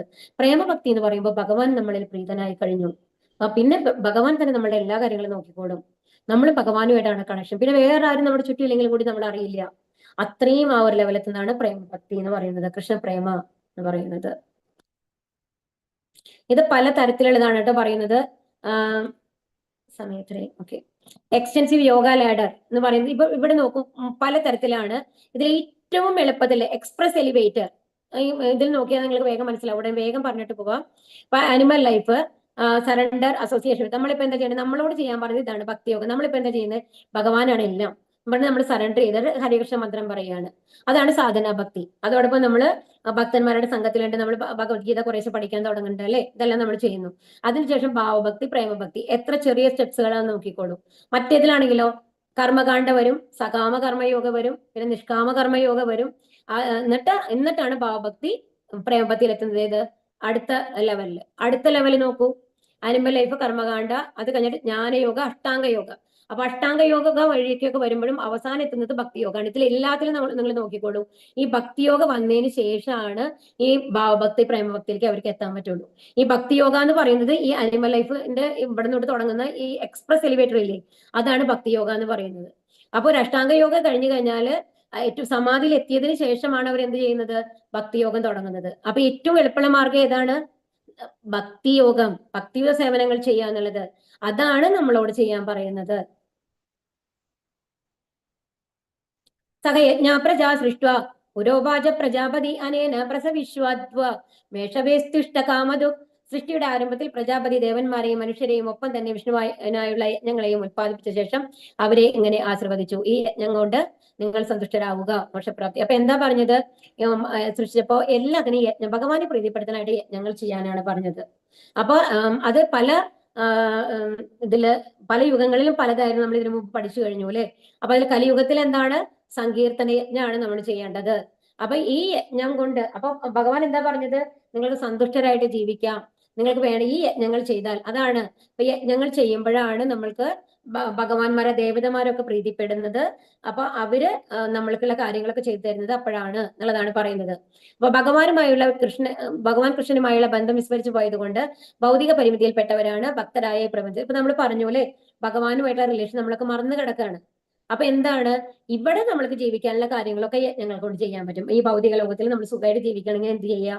പൂജകൾ ചെയ്യുക. അതുപോലെ അതായത് ഇന്ദ്രനോ ബ്രഹ്മാവിനോ അല്ലാന്നുണ്ടെങ്കിൽ ശിവനോ ഗണപതിക്കോ ഒക്കെ പൂജകളൊക്കെ ചെയ്തു കഴിഞ്ഞാല് നമ്മൾ ഇവിടെ സുഖമായിട്ട് ജീവിക്കാം. ശരീരം നശിച്ച ശേഷോ യഥാർത്ഥത്തിലുള്ള യജ്ഞം ചെയ്യേണ്ടത് ആർക്ക് വേണ്ടിയിട്ടാണ്? ഭഗവാൻ വിഷ്ണുവിന് വേണ്ടിയിട്ട്. അത് മുമ്പ് പറഞ്ഞു അല്ലെ, ഭഗവാൻ വിഷ്ണുവിന് വേണ്ടിയിട്ട് നമ്മൾ യജ്ഞങ്ങൾ ചെയ്യുകയാണെങ്കിൽ എന്ത് ചെയ്യാം? ഇത് കഴിഞ്ഞാല് ദൈവത്തിന്റെ സാമ്രാജ്യത്തിൽ എത്താം എന്നുള്ളതാണ്. അതായത് ഭഗവാൻ കൃഷ്ണന്റെ നാമത്തിലേക്ക് എത്തണം എന്നുണ്ടെങ്കിൽ നമ്മൾ എന്ത് ചെയ്യണം? വിഷ്ണുവിനുള്ള യജ്ഞങ്ങൾ ചെയ്യണം. മറ്റുള്ളവർക്ക് ചെയ്യുന്ന യജ്ഞങ്ങളിൽ അതാത് ദേവതകളുടെ സാമ്രാജ്യത്തിലേക്ക് എത്താനായിട്ട് നമുക്ക് സാധിക്കും. ഇന്ദ്രനെ പൂജിച്ചാൽ ഇന്ദ്രലോകത്തെത്താം, സൂര്യനെ പൂജിച്ചാൽ സൂര്യലോകത്തെത്താം. അങ്ങനെ ഓരോ ദേവതകൾക്കും ഈ യുഗത്തിൽ സങ്കീർത്തന യജ്ഞം. അപ്പൊ ഭഗവാന് നമ്മൾക്ക് എവിടേക്ക് എത്തേണ്ടത്? ഗോലോക വൃന്ദാവനത്തിൽ എത്തണം, ഭഗവത് ധാമത്തിൽ എത്തണം അല്ലെ. അവിടേക്ക് എത്തണമെങ്കിൽ എന്ത് ചെയ്യണം? സങ്കീർത്തന യജ്ഞം ചെയ്യണം. ദേവാൻ ഭാവയ താനേന തേ ദേവാ ഭാവയന്തുവക പരസ്പരം ഭാവയന്തക ശ്രേയ പരമ വാപ്സ്യത. ദേവന്മാർ യജ്ഞം കൊണ്ട് സന്തുഷ്ടരായാൽ നിങ്ങളെ അവർ സന്തുഷ്ടരാക്കും. അങ്ങനെ പരസ്പര പ്രീണനം കൊണ്ട് രണ്ടു കൂട്ടർക്കും പരമശ്രേയസ് അനുഭവിക്കാം. ഇതാണ് പറയുന്നത്. ഇപ്പൊ നമ്മൾ ഏതെങ്കിലും ഒരു ദേവതയെ ഇതാകുവാണെങ്കിൽ, ഇപ്പോ ഗണപതി എടുത്തോളൂ, അങ്ങനെ ചെയ്തു കഴിഞ്ഞാൽ നമുക്ക് വിഘ്നങ്ങൾ ഉണ്ടാവില്ല. അപ്പൊ അവരെ പ്രീതിപ്പെടുത്തിയ നമ്മളുടെ കാര്യങ്ങൾ അവർ നടത്തി തരും. ഇതാണ് ടേക്ക് എന്താ പറയാ, ഗിവ് ആൻഡ് ടേക്ക് പോളിസി എന്ന് പറയില്ലേ, നമ്മൾ കൊടുക്കുക. അങ്ങനത്തെ ഒരു ഇതാണ് വരുന്നത്. അപ്പൊ ദേവന്മാരുടെ പ്രീതിയും അപ്രീതിയും മനുഷ്യരുടെ യജ്ഞാനുഷ്ഠാനങ്ങളെ ആശ്രയിച്ചിരിക്കും. ഇത് കലിയുഗത്തെക്കാൾ കൂടുതൽ ഇതിനു മുമ്പത്തെ യുഗങ്ങൾക്ക് ബാധകമാണ് കേട്ടോ. യജ്ഞങ്ങൾ ചെയ്യുമ്പോഴും സർവ്വയജ്ഞ ഉപഭോക്താവ് എന്ന നിലയ്ക്ക് വിഷ്ണു പൂജിക്കപ്പെടുന്നു. അപ്പൊ എന്തുകൊണ്ടാണ് നമ്മൾക്ക് ഫലങ്ങൾ കിട്ടുന്നത്? ഈ ദേവതമാരെ പൂജിക്കുമ്പോൾ ഈ ദേവന്മാരെ പ്രീതിപ്പെടുത്തി കഴിഞ്ഞാല് നമ്മൾ അൾട്ടിമേറ്റ് ആയിട്ട് അത് പോകുന്നത് ആർക്കാണ്? ഭഗവാനാണ് പോകുന്നത്. അപ്പൊ ഭഗവാൻ അവർക്ക് സാങ്ഷൻ കൊടുക്കും. ഓക്കെ, അവർ ഈ പൂജ ചെയ്തിട്ടില്ലേ, അവർക്ക് ഇന്നതൊക്കെ ചെയ്തു കൊടുത്തോളൂ. അപ്പൊ ഭഗവാന്റെ സാങ്ഷൻ ഇല്ലാണ്ട് ദേവതമാർക്കും നമ്മൾക്കൊന്നും സാങ്ഷൻ ചെയ്ത് തരാൻ പറ്റില്ല. അത് നമ്മൾ മനസ്സിലാക്കണം. അപ്പൊ വേദങ്ങൾ പറയുന്നു യജ്ഞാചരണം സർവ്വകർമ്മങ്ങളെയും പവിത്രീകരിക്കും. അപ്പൊ ഇങ്ങനത്തെ പൂജകളൊക്കെ ചെയ്യുന്നത് നല്ലതാണ്. അപ്പൊ അതിനെന്താ പറയുന്നത് ഇവിടെ? ഇതാണ് സൈക്കിൾ ഓഫ് സാക്രിഫൈസ്. നോക്കിക്കോളൂ കേട്ടോ. ഏറ്റവും ആദ്യം നമ്മൾ എന്താ ചെയ്യുന്നത്? ഇവിടെ ഭഗവാനാണ് ഇവിടെ വേദങ്ങൾ തന്നിട്ടുണ്ട്. വേദങ്ങളുടെ അറിവ് അനുസരിച്ചിട്ട് നമ്മൾ നമ്മളുടെ ഡ്യൂട്ടികൾ ചെയ്യണം. നമ്മൾ ഡ്യൂട്ടികൾ ചെയ്യുമ്പോൾ എന്താ ഉണ്ടാവുക? ഇത് നമ്മളിവിടെ ഡ്യൂട്ടികൾ ചെയ്യാൻ തുടങ്ങുകയാണ്, കണ്ടോ? അപ്പൊ അതിന് വേണ്ടിയിട്ട് ഇപ്പൊ ഇവിടെ നമ്മൾ ഫാമിംഗ് ചെയ്യണം. അതിന് എന്ത് വേണം? മഴ വേണം അല്ലെ. മഴ വേണമെങ്കിൽ എന്ത് ചെയ്യണം? ഈ യജ്ഞദേവതകളെ പ്രീതിപ്പെടുത്തണം. അതിനു വേണ്ടിയുള്ള യജ്ഞങ്ങളാണ് ഇവിടെ കാണിക്കുന്നത്. ആ യജ്ഞങ്ങൾ ചെയ്യുമ്പോൾ എന്തുണ്ടാവുന്നു? മഴ പെയ്യുന്നു. നന്നായിട്ട് മഴ പെയ്യുമ്പോൾ എന്തുണ്ടാവും? നമ്മൾക്ക് ഒരുപാട് ധാന്യങ്ങൾ കിട്ടും. ആ ധാന്യങ്ങൾ കിട്ടുമ്പോൾ നമ്മൾ എന്തുണ്ടാവുന്നു? നമ്മൾക്ക് അതിനനുസരിച്ചുള്ള ഭക്ഷ്യപദാർത്ഥങ്ങൾ കിട്ടുന്നു. ആ ഭക്ഷ്യപദാർത്ഥങ്ങൾ നമ്മൾ കുക്ക് ചെയ്തിട്ട് ആർക്ക് സമർപ്പിക്കുന്നു? ഭഗവാന് സമർപ്പിക്കുന്നു. അപ്പൊ ഭഗവാൻ സന്തോഷിക്കുന്നു. അപ്പൊ ഭഗവാൻ സന്തോഷിക്കുമ്പോൾ അപ്പൊ ഇവിടെ നിന്നാണ് നമ്മൾ വേദങ്ങളുടെ ജ്ഞാനത്തിൽ കൂടി, ഭഗവാനാണ് വേദങ്ങൾ തന്നിട്ടുള്ളത്. ആ വേദജ്ഞാനത്തിൽ നമ്മൾ നമ്മളുടെ ഡ്യൂട്ടി സ്വധർമ്മം അനുഷ്ഠിക്കുക. അപ്പൊ കർമ്മം ചെയ്യണം എന്നുള്ളതാണ് ഇവിടെ പറയുന്നത്. ഇതാണ് സൈക്കിൾ ട്ടോ. യജ്ഞങ്ങളുടെ പ്രകടനത്തിലൂടെ വേദങ്ങൾ പറഞ്ഞിരിക്കുന്ന പോലെ എല്ലാ പ്രവർത്തനങ്ങളും ശുദ്ധി. അപ്പൊ ഈ ഭഗവാന് സമർപ്പിച്ചു കഴിഞ്ഞാൽ തന്നെ എല്ലാ കാര്യങ്ങളും ശുദ്ധീകരിക്കപ്പെടും. അതാണ്. അപ്പോ ഒരാളുടെ ഭക്ഷണ സാധനങ്ങൾ വിശുദ്ധീകരിക്കപ്പെടുന്നു. അപ്പൊ അങ്ങനത്തെ ഭക്ഷ്യവസ്തുക്കൾ കഴിക്കുമ്പോൾ നമ്മൾക്ക് ആരോഗ്യം ഉണ്ടാവും അല്ലെ. അപ്പൊ ആ ആരോഗ്യം ഉണ്ടാവുമ്പോ എന്താ ഉണ്ടാവുക? നമ്മളുടെ ബുദ്ധി വിശുദ്ധീകരിക്കപ്പെടും. ഇനി എന്താ ഉണ്ടാവുക? ബുദ്ധി വിശദീകരിക്കപ്പെടുമ്പോൾ ഒരാൾക്ക് അപ്പൊ നമ്മളുടെ ബുദ്ധി നല്ല ബുദ്ധിയാണെങ്കിൽ നമ്മൾ എപ്പോഴും എന്താ വിചാരിക്കുക? നല്ല രീതിയിൽ ജീവിക്കണം, മറ്റുള്ളവരെ ഉപദ്രവിക്കരുത്, എല്ലാവരും സന്തോഷാക്കി വെക്കണം, ഭഗവാനെ കുറിച്ച് അറിയണം, ഭഗവാന്റെ അടുത്ത് എത്തണം, ഇതൊക്കെ ആ ബോധം നമ്മൾക്ക് വരും. അപ്പൊ ഇങ്ങനെയെല്ലാം വരുമ്പോ എന്താ ഉണ്ടാവുക? അങ്ങനെ ഓരോരുത്തരും നമ്മൾ കൃഷ്ണാബോധത്തിലാണെങ്കിൽ അപ്പൊ ഈ നമ്മുടെ സമൂഹം എങ്ങനെ ഉണ്ടാവും എന്ന് വിചാരിക്കൂ? ആരെങ്കിലും കൊള്ളടിക്കൂ? എല്ലാവരും നീതിപൂർവമായിട്ടാണ് ജീവിക്കണമെന്നുണ്ടെങ്കിൽ ഇപ്പൊ ഒരാൾ കൂടുതൽ വസ്തുക്കൾ സംഭരിച്ചു വെക്കുന്ന കാരണം കൊണ്ടാണ് മറ്റൊരാൾക്ക് കൊള്ളയടിക്കേണ്ടി വരുന്നത്. എല്ലാവരും അവരവരുടെ ആവശ്യത്തിനുള്ള സാധനങ്ങൾ മാത്രമാണ് ഉപയോഗിക്കണമെന്നുണ്ടെങ്കിൽ എല്ലാവർക്കും ഇഷ്ടത്തിനുള്ള സാധനങ്ങൾ ഉണ്ടാവില്ലേ ഈ ലോകത്ത്? ഒന്ന് ആലോചിച്ച് നോക്കൂ. അപ്പൊ കൃഷ്ണാബോധമുള്ള ഒരാള് ഒരിക്കലും അനാവശ്യമായിട്ട് നമ്മൾ എന്തെങ്കിലും അത്രയും സ്വത്ത് ഉണ്ടാക്കണം, അത്രയും എന്താണ് സുഖ സൗകര്യങ്ങൾ ഉണ്ടാക്കണം എന്ന് ഒരിക്കലും വിചാരിക്കില്ല. എനിക്ക് എന്താണോ വിധിച്ചിട്ടുള്ളത് അത് എനിക്ക് കിട്ടും. അത് കിട്ടിക്കഴിഞ്ഞാൽ അത് മറ്റുള്ളവരുടെ നന്മയ്ക്ക് എങ്ങനെ ഉപയോഗിക്കാം എന്നുള്ളതാണ് ആലോചിക്കുക. ഇഷ്ടാൻ ഭോഗാൻ ഹി ഭോ ദേവാ ദാസ്യന്തേ യജ്ഞഭാവിതാക തൈർദത്താനാ പ്രദായേഭോ യോ ഭുങ്ക്തേസ്തേന ഏവ സ. അപ്പൊ ഇങ്ങനെ എന്താണ്? അപ്പൊ ഈ ദേവതമാരൊക്കെ നമ്മൾ പറഞ്ഞു അല്ലെ, ഓരോ ദേവതമാരും എന്താണ് യജ്ഞത്തിൽ സന്തുഷ്ടരാവും. അപ്പൊ എല്ലാ ആവശ്യമുള്ള വിഭവങ്ങളൊക്കെ കൊടുക്കും. ഭഗവാന്റെ മഹാത്മ്യം അറിയാത്തവർക്കാണ് ദേവന്മാർക്ക് അതായത് ഇതിന് പകരം ഇപ്പൊ ഇവിടെ എന്താ പറയണെന്നുണ്ടെങ്കിൽ ഇങ്ങനെയൊക്കെ യജ്ഞമൊക്കെ ചെയ്യണം, പക്ഷെ ഇത് ഭഗവാൻ കൃഷ്ണനിൽ നിന്നാണ് എല്ലാ ദേവന്മാരും വരണത് എന്ന് നമ്മൾ മനസ്സിലാക്കിയിട്ട് നമ്മൾ ഭഗവാനെ പ്രീതിപ്പെടുത്താനായിട്ട് ഹരേകൃഷ്ണ മന്ത്രം ജപിക്കുമ്പോൾ, ഈ കലിയുഗത്തിലുള്ള സങ്കീർത്തന യജ്ഞം ജപിക്കുമ്പോൾ ഈ യജ്ഞങ്ങളെല്ലാം ബാക്കി എല്ലാ ദേവന്മാരും പ്രീതിപ്പെടും. എങ്ങനെ? നമ്മൾ ഭക്ഷണം നമ്മളുടെ വയറ്റിലേക്ക് കൊടുക്കുമ്പോൾ എല്ലാ ഭാഗങ്ങൾക്കും എത്തുന്നത് പോലെ ഒരു മരത്തിന്റെ വേരിന് വെള്ളം ഒഴിക്കുമ്പോൾ ആ ചെടിയുടെ ആ മരത്തിന്റെ എല്ലാ ഭാഗത്തും എത്തുന്നത് പോലെ ഭഗവാൻ കൃഷ്ണനെ പ്രീതിപ്പെടുത്തി കഴിഞ്ഞാല് എല്ലാ ദേവതന്മാരും പ്രീതിപ്പെടും. അപ്പൊ അതുകൊണ്ട് എന്ത് ചെയ്യണം? അതായത് ഈ എന്താണ് വെള്ളം, വായു, സൂര്യപ്രകാശം, നിലാവ്, മഴ ഇതൊന്നും നമ്മൾക്ക് ഉത്പാദിപ്പിക്കാൻ സാധിക്കില്ല അല്ലെ? അപ്പൊ അവരെ പ്രീതിപ്പെടുത്താനായിട്ട് എന്താണ്? ഭഗവാൻ കൃഷ്ണനെ പ്രീതിപ്പെടുത്തി കഴിഞ്ഞാല് എല്ലാ ദേവതകളും പ്രീതിപ്പെടുത്തി അതെല്ലാം നമ്മൾക്ക് തരും. അങ്ങനെ നമ്മുടെ ജീവിതം ഈശ്വര തത്വങ്ങളായ എല്ലാം നമ്മൾ ആശ്രയിക്കുന്നത് ഭഗവാനെയാണെന്ന് ആദ്യം മനസ്സിലാക്കണം. അപ്പൊ എന്ത് ചെയ്യണം? നമ്മൾക്ക് ആവശ്യമുള്ള കാര്യങ്ങൾ മാത്രം സ്വീകരിക്കുക. എല്ലാവർക്കും കൂടി തന്നിട്ടുള്ളതാണ് ഭഗവാൻ, നമ്മൾക്ക് മാത്രമായിട്ട് തന്നിട്ടുള്ളതല്ല. എല്ലാം എനിക്ക് വേണമെന്നുള്ള മനോഭാവം ഉപേക്ഷിച്ചിട്ട് എല്ലാം എല്ലാവർക്കും വേണ്ടിയിട്ടുള്ളതാണ്, നമ്മൾക്ക് ആവശ്യമുള്ളത് മാത്രം ഉപയോഗിക്കണം എന്നുള്ള ലെവൽ വരുമ്പോൾ നമ്മൾ ചോരന്മാരാവില്ല. അതല്ല, നമ്മൾ കൂടുതൽ സംഭരിക്കണം എന്ന് വിചാരിക്കുമ്പോൾ നമ്മൾ കള്ളന്മാരാവുകയാണ് ചെയ്യുന്നത് അല്ലെ? നമ്മൾക്ക് ആവശ്യത്തിൽ കൂടുതൽ മറ്റൊരാളുടെ സാധനം എടുക്കുക എന്ന് പറയുന്ന അർത്ഥം അത് കള്ളനാവുക എന്നുള്ളതിന്റെ അർത്ഥം. യജ്ഞാശിഷ്ടാശിനാ സന്തോ മുച്ചന്തേ സർവ കിൽബിഷൈഹി ഭുഞ്ചദേതേതു കമ്പാവായേ ഭജന്ത്യാത്മ കാരണാൽ. അപ്പൊ എന്താ? എന്നിട്ട് നമ്മൾ എന്ത് ചെയ്യണം? ഭഗവാന് നമ്മൾ നാമം ചൊല്ലി ഭഗവാൻ അത് സമർപ്പിച്ചിട്ട് അതിന്റെ ബാക്കിയുള്ള കാര്യങ്ങൾ നമ്മൾ എടുക്കുമ്പോ അല്ല, ഭഗവാന്റെ വെച്ചിട്ട് നമ്മൾ അത് എടുക്കുമ്പോ അത് ഭഗവാൻ തരുന്നതാണ്, ഭഗവാന്റെ ഉച്ചിഷ്ടാണ് നമ്മൾ കഴിക്കുന്നത്. അപ്പൊ നമ്മൾക്ക് ഏത് പാപങ്ങളും ഉണ്ടാവില്ല. പക്ഷെ സ്വയം ആസ്വദിക്കാൻ വേണ്ടിയിട്ട് എന്റെ ഇഷ്ടത്തിന് ഞാൻ എനിക്കിഷ്ടമുള്ള വിഭവങ്ങൾ ഉണ്ടാക്കി ഞാൻ കഴിക്കുന്നു, ഭഗവാൻ സമർപ്പിക്കാതെ എന്ന് വരുമ്പോൾ അതിന്റെ പാപങ്ങൾ നമ്മൾക്ക് വരും. അതുകൊണ്ടാണ് നമ്മൾ എപ്പോഴും പ്രസാദം കഴിക്കണം എന്ന് പറയുന്നത്. ഭഗവത് ഭക്തന്മാർ എപ്പോഴും ആണ് ഭഗവാനിൽ നിവേദിക്കാതെ യാതൊന്നും നമ്മൾ സ്വീകരിക്കില്ല. അതുപോലെ നമ്മൾ മന്ത്രങ്ങൾ ചൊല്ലിയിട്ടാണ് ഭഗവാനെ, ഗുരുവിന്റെ മന്ത്രം ചൊല്ലിയിട്ടാണ്, ഗുരു ത്രൂ ആണ് നമ്മൾ ഭഗവാനെ സമീപിക്കുക ഇതില്. അപ്പൊ തനിക്ക് മാത്രമായോ ഇന്ദ്രിയ സന്തർപ്പണത്തിനോ ആഹാരം ഉണ്ടാക്കുന്നവർ ചോരന്മാരാണ്. അതുപോലെ തന്നെ അവർക്ക് എന്ത് ഉപഭോക്താക്കൾ എന്താ പറയുക, നമ്മളുടേതല്ലാത്ത കാര്യങ്ങൾ നമ്മൾ സ്വീകരിക്കുകയാണ് ചെയ്യുന്നത് അല്ലെ? അന്നാത് ഭവന്തി ഭൂതാനി പർജന്യാത് അന്ന സംഭവകായ യജ്ഞാത് ഭവതി പർജന്യോ യജ്ഞകർമ്മ സമുദ്ഭവക. അപ്പൊ ഇത് തന്നെയാണ് പറയുന്നത്. അപ്പൊ ഏറ്റവും ആദ്യം നമ്മൾ എന്തുകൊണ്ടാണ് ജീവിക്കുന്നത്? ധാന്യങ്ങൾ. അപ്പൊ നമ്മൾ നോൺ വെജ് കഴിക്കുന്ന ഒരാളാണെങ്കിലും ധാന്യങ്ങൾ ഇല്ലാണ്ട് ആ ജീവജാലങ്ങൾക്ക് ജീവിക്കാൻ പറ്റില്ല അല്ലെ? അപ്പൊ ധാന്യങ്ങൾ കൊണ്ടാണ് നമ്മൾ ജീവിക്കുന്നത്. ഈ ധാന്യങ്ങൾ എങ്ങനെയാ നമ്മൾക്ക് കിട്ടുക? മഴയില്ലെങ്കിൽ എല്ലാം ഉണങ്ങി പോവും അല്ലെ? അപ്പൊ എന്തായാലും പുഴയിൽ വെള്ളം ഉണ്ടാവണമെങ്കിലും നമ്മൾക്ക് മഴ വേണം. അപ്പൊ മഴയില്ലാന്നുണ്ടെങ്കിൽ എല്ലാം പുഴകൾ വെട്ടിപ്പോവും, അതുപോലെ തന്നെ വെള്ളം ഉണ്ടാവില്ല, അതുകൊണ്ട് ധാന്യങ്ങൾ ഉണ്ടാവില്ല. അപ്പൊ എന്താ ഉണ്ടാവുക? വരൾച്ച വരും. അപ്പൊ ഈ മഴ എങ്ങനെയാണ് വരുന്നത് എന്നാണ് പറയുന്നത്. മഴ വരുന്നതിന് ഈ യജ്ഞദേവതകളെ പ്രീതിപ്പെടുത്തണം, നമ്മൾ ദേവന്മാരെയൊക്കെ പ്രീതിപ്പെടുത്തണം. അതുകൊണ്ടാണ് നമ്മളോട് ഇപ്പൊ പറയുന്നത് എന്തെന്ന്?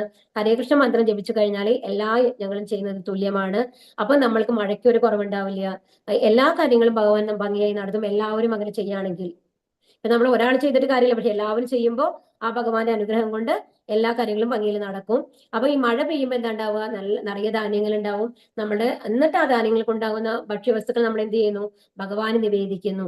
അപ്പൊ ആ എന്താണ് വെജിറ്റബിൾസ് ഒക്കെ നമ്മൾ ഒരു മരത്തിൽ നിന്ന് പറിച്ചെടുക്കുന്നതിന്റെ പാപമൊന്നും നമ്മൾക്ക് ഉണ്ടാവില്ല.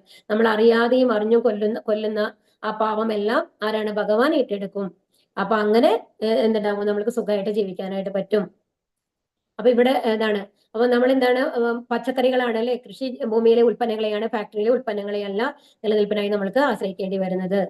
അപ്പൊ മഴയെ ആശ്രയിച്ചിട്ടാണ് യജ്ഞങ്ങൾ ചെയ്യുന്നതുകൊണ്ട് എന്താണ്, ഭഗവാനെ പ്രസാദിപ്പിക്കാം.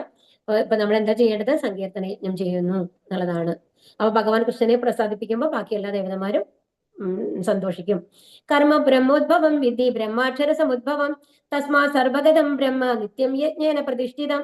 അപ്പൊ വേദങ്ങൾ നിയന്ത്രിതമായ കർമ്മവിധികൾ വിവരിച്ചിട്ടുണ്ട്. പരമദിവ്യോത്തമ പുരുഷനിൽ നിന്ന് നേരിട്ട് ഉദ്ഭവിച്ചതാണ് വേദങ്ങൾ. അതിനാൽ സർവ്വവ്യാപകമായ അതീന്ദ്രിയ സത്ത യജ്ഞകർമ്മങ്ങളിലാണ് എന്നും കുടികൊള്ളുന്നത്. അപ്പൊ ഈ വേദങ്ങളില് എങ്ങനെയൊക്കെയാണ് ചെയ്യേണ്ടത് നമ്മളോട് പറഞ്ഞിട്ടുണ്ട്.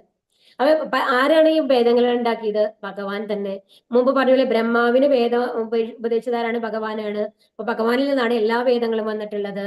അപ്പോ അത് എന്താ പറയുന്നത്, അപ്പൊ ഭഗവാനിലേക്ക് എങ്ങനെ എത്തണം എന്നുള്ള കർമ്മങ്ങളാണ് നമ്മൾ കേന്ദ്രീകരിക്കേണ്ടത്, നമ്മൾക്ക് നോക്കേണ്ടത്.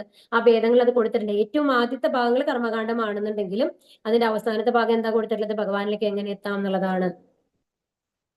അപ്പൊ വേദങ്ങളിൽ പറയാത്ത കർമ്മങ്ങളൊക്കെ വികർമ്മമാണ് എന്നാണ് പറയുന്നത്. അത് നമ്മളിപ്പോ മറ്റുള്ളവർക്ക് ദ്രോഹം ചെയ്യുന്ന വിധത്തിലുള്ള കർമ്മങ്ങളായിരിക്കും. അപ്പൊ എന്ത് ചെയ്യണം, നമ്മൾ കർമ്മങ്ങളുടെ ഇത് നമ്മൾക്ക് പാപങ്ങൾ ഇല്ലാണ്ടിരിക്കണം എന്നുണ്ടെങ്കിൽ, അല്ലെങ്കിൽ പുണ്യങ്ങളും ഇല്ലാണ്ടിരിക്കണമെങ്കിൽ എന്ത് ചെയ്യണം, വേദങ്ങളിൽ എന്താണ് പറഞ്ഞതിനനുസരിച്ചിട്ട് വേണം നമ്മൾ പ്രവർത്തിക്കാനായിട്ട്. അപ്പോ അതിനെന്താ ചെയ്യേണ്ടത്, ഓരോ ഇന്ദ്രിയങ്ങളുടെയും മറ്റിന്ദ്രിയങ്ങളുടെയും, അപ്പോ ഭഗവാനെ സംബന്ധിച്ചാണെങ്കിൽ ഭഗവാൻ കണ്ണുകൾ കൊണ്ടാണ് നമ്മൾ ഭക്ഷണം സ്വീകരിക്കുക എന്ന് പറഞ്ഞു അല്ലെ. അപ്പൊ ഭഗവാന്റെ എല്ലാ അവയവങ്ങളും വേറെ അവയവങ്ങളുടെ പണി ചെയ്യുന്നതാണ്. നമ്മളെങ്ങനെയല്ല, നമ്മൾക്ക് എങ്ങനെയാണ്, കണ്ണെന്ന് പറഞ്ഞാൽ കാണാൻ മാത്രമാണ്, ചെവി എന്ന് പറഞ്ഞാൽ കേൾക്കാൻ മാത്രമാണ് അല്ലെ. അപ്പൊ എന്താണ്, അപ്പൊ എന്തുകൊണ്ടാണ് നമ്മളുടെ ഇന്ദ്രിയങ്ങൾ വഴി പിഴച്ചു പോകുന്നത്? നമ്മൾ ഭഗവാനെ കുറിച്ച് നമ്മൾ അറിയുന്നില്ല. വേദങ്ങളിൽ പോലെ വേദങ്ങൾ എന്താ പറഞ്ഞതിനനുസരിച്ചിട്ടല്ല നമ്മൾ പ്രവർത്തിക്കുന്നത്. അപ്പൊ വേദങ്ങൾ കൂടെ പഠിക്കുന്നതിന് പകരമാണ് നമ്മൾക്ക് ഇപ്പൊ ഭഗവത്ഗീത തന്നിട്ടുള്ളത്. അപ്പൊ എന്താ പറയുന്നത്, നമ്മൾക്ക് ഭഗവാന്റെ അടുത്തേക്ക് എങ്ങനെ തിരിച്ചു പോവാം എന്നുള്ള നിർദ്ദേശങ്ങളാണ് വേദങ്ങളിൽ കൊടുത്തിട്ടുള്ളത് എന്നാണ് പറയുന്നത്. അപ്പൊ എന്താണ്, ഈ വേദങ്ങളൊക്കെ പഠിക്കാനായിട്ട് നമ്മൾക്ക് ബുദ്ധിമുട്ടാണ്, അത്രയും വലിയ ബുക്കുകളാണ് അല്ലെ. അതിനാണ് നമ്മൾക്ക് ഏറ്റവും എളുപ്പമായിട്ട് എന്ത് തന്നിട്ടുള്ളത്, സങ്കീർത്തന യജ്ഞം തന്നിട്ടുള്ളത്.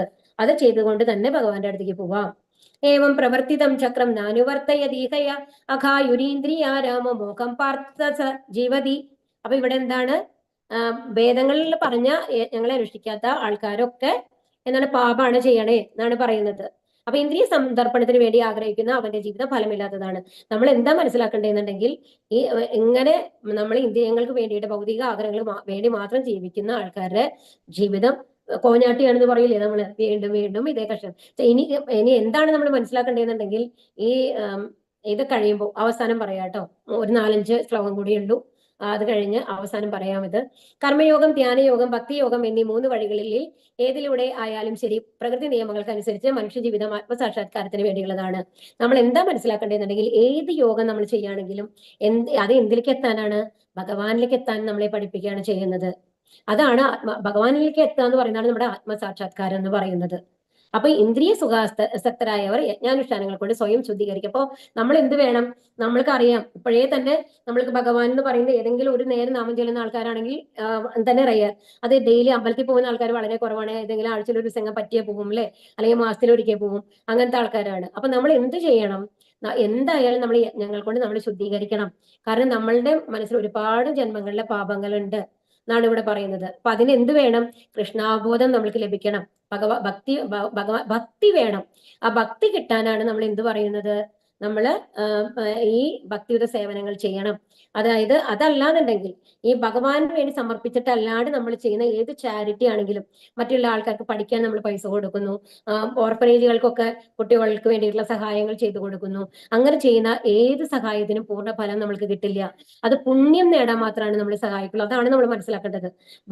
ഭഗവാന് ഇഷ്ടമായിരിക്കും, കാരണം നല്ല പ്രവൃത്തികളാണ്, ഇഷ്ടമല്ല എന്നല്ല, പക്ഷെ ഭഗവാനിലേക്ക് എത്തിക്കാനായിട്ട് അത് സാധിക്കില്ല. വീണ്ടും നമ്മൾ ഇവിടെ വരണം ആ പുണ്യങ്ങൾ അനുഭവിക്കാൻ. പക്ഷെ നമ്മൾക്ക് പുണ്യങ്ങളും പാപങ്ങളും ഉണ്ട്. നമ്മൾക്ക് എന്താണ് ഇതിനു മുമ്പ് നമ്മൾ പറഞ്ഞു അല്ലെ, ഒരു പുണ്യം കൊണ്ട് ഒരു പാപത്തിനെ നമ്മൾക്ക് മാറ്റാൻ കഴിയില്ല. പാപവും നമ്മൾ അനുഭവിക്കണം, പുണ്യവും നമ്മൾ അനുഭവിക്കണം. പുണ്യം അനുഭവിക്കാൻ വേണ്ടി വന്നു കഴിഞ്ഞിട്ടും വീണ്ടും നമ്മൾ ഏതെങ്കിലും പാപകർമ്മങ്ങൾ ചെയ്താൽ ആ പാപകർമ്മങ്ങൾ ചെയ്യാൻ വേണ്ടിയിട്ട് വീണ്ടും നമ്മൾ ജനിക്കണം. അതാണ് നമ്മൾ മനസ്സിലാക്കേണ്ടത്. അതുകൊണ്ടാണ് ഒരു കണ്ടിന്യൂസ് സർക്കിളായിട്ട് പോണേ. യസ്ത്വാത്മാരതിരേവസ്യ ആത്മതൃപ്തശ്ച മാനവഃ ആത്മന്യേവാച സന്തുഷ്ട തസ്യ കാര്യം ന വിദ്യതേ. അപ്പൊ മനുഷ്യജീവിതം എന്താ വേണ്ടത്, അപ്പൊ നമ്മൾ എന്താണ് നമ്മുടെ ലക്ഷ്യമാവേണ്ടത്, ആത്മാരാമനായിട്ട് പ്രവർത്തിക്കണം. ആത്മാരാമൻ എന്ന് പറഞ്ഞ എന്താണ്? ആത്മാവിന് വേണ്ടി പ്രവർത്തിക്കുന്നവൻ. ആത്മാവ് ആരാണ്? ഭഗവാന്റെ ശാശ്വതാംശമാണ്. അപ്പൊ അതിനു വേണ്ടിയിട്ട് എങ്ങനെയാണ് പ്രവർത്തിക്കുക? ഭഗവാൻ ആത്മാവിന്റെ ആഗ്രഹം എന്താണ്? എന്റെ വീട്ടിലേക്ക് എത്തണം എന്നുള്ളതാണ്, അല്ലെ? ഭഗവാന്റെ കയ്യിൽ നിന്നാണ് എന്റെ അംശമാണ്. അപ്പൊ ഭഗവാന്റെ അടുത്ത് എത്തണം എന്നുള്ളല്ലേ ആത്മാവിന്റെ ആഗ്രഹം. അപ്പൊ അതിനു വേണ്ടിയിട്ട് നമ്മൾ പ്രവർത്തിക്കണം. അപ്പൊ അങ്ങനെ പ്രവർത്തിക്കാൻ തുടങ്ങുമ്പോൾ ആത്മാവിന് സന്തോഷമാണ്. ആത്മാവിന് സന്തോഷം എന്ന് പറഞ്ഞു കഴിഞ്ഞാൽ നമ്മൾ എപ്പോഴും പരിപൂർണ്ണ തൃപ്തരാണെന്ന് അർത്ഥം. ആത്മാവിന് തൃപ്തി വരാണ്ടിരിക്കുമ്പോഴാണ് നമ്മൾക്ക് ഓരോന്നിനും ദുഃഖവും സങ്കടവും ഒക്കെ തോന്നുന്നത്. എന്നാൽ ഒരിക്കലും നമ്മൾ എന്തുകൊണ്ടാണ് പരിപൂർണ്ണമായിട്ട് തൃപ്തി ആവുക? നിങ്ങൾ എപ്പോഴെങ്കിലും ആലോചിച്ചിട്ടുണ്ടോ? ഈ ലോകത്ത് പൂർണ്ണമായിട്ടുള്ള ഒരു തൃപ്തി ആർക്കും ഇല്ല. അത് എന്തുകൊണ്ടാ? അതിനേക്കാൾ നമ്മൾ ഇവിടെയല്ല, എവിടെയോ ഇതൊന്നും എന്റെ അല്ല, ഇതല്ല, സംതിങ് എൽസ്, വേറെ എന്തോ വേണം നമ്മുടെ മനസ്സ് എപ്പോഴും നമ്മളോട് പറഞ്ഞുകൊണ്ടിരിക്കുന്നുണ്ട്, അല്ലെ?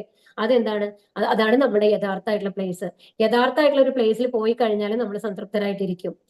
നമ്മളുടെ ഈ സ്ഥലം നമ്മളുടെ അല്ലാതെ നമ്മളൊരു വാടക വീട്ടിൽ ഇരിക്കുന്ന കാരണം കൊണ്ടാണ് നമ്മൾക്ക് അപൂർണ്ണ സംതൃപ്തി എന്ത് ചെയ്താലും വരാത്തത്. കൃഷ്ണാബോധം സിദ്ധിച്ച ആൾക്കാർക്ക് ഭൗതിക പ്രവർത്തനങ്ങളിൽ താല്പര്യം ഉണ്ടാവില്ല. അവരുടെ ഉള്ളിൽ എന്താണ് തോന്നുന്നത്? ഭഗവാന്റെ അടുത്ത് എത്തണം എന്നുള്ള ആഗ്രഹം മാത്രമല്ലേ ഉണ്ടാവുള്ളൂ.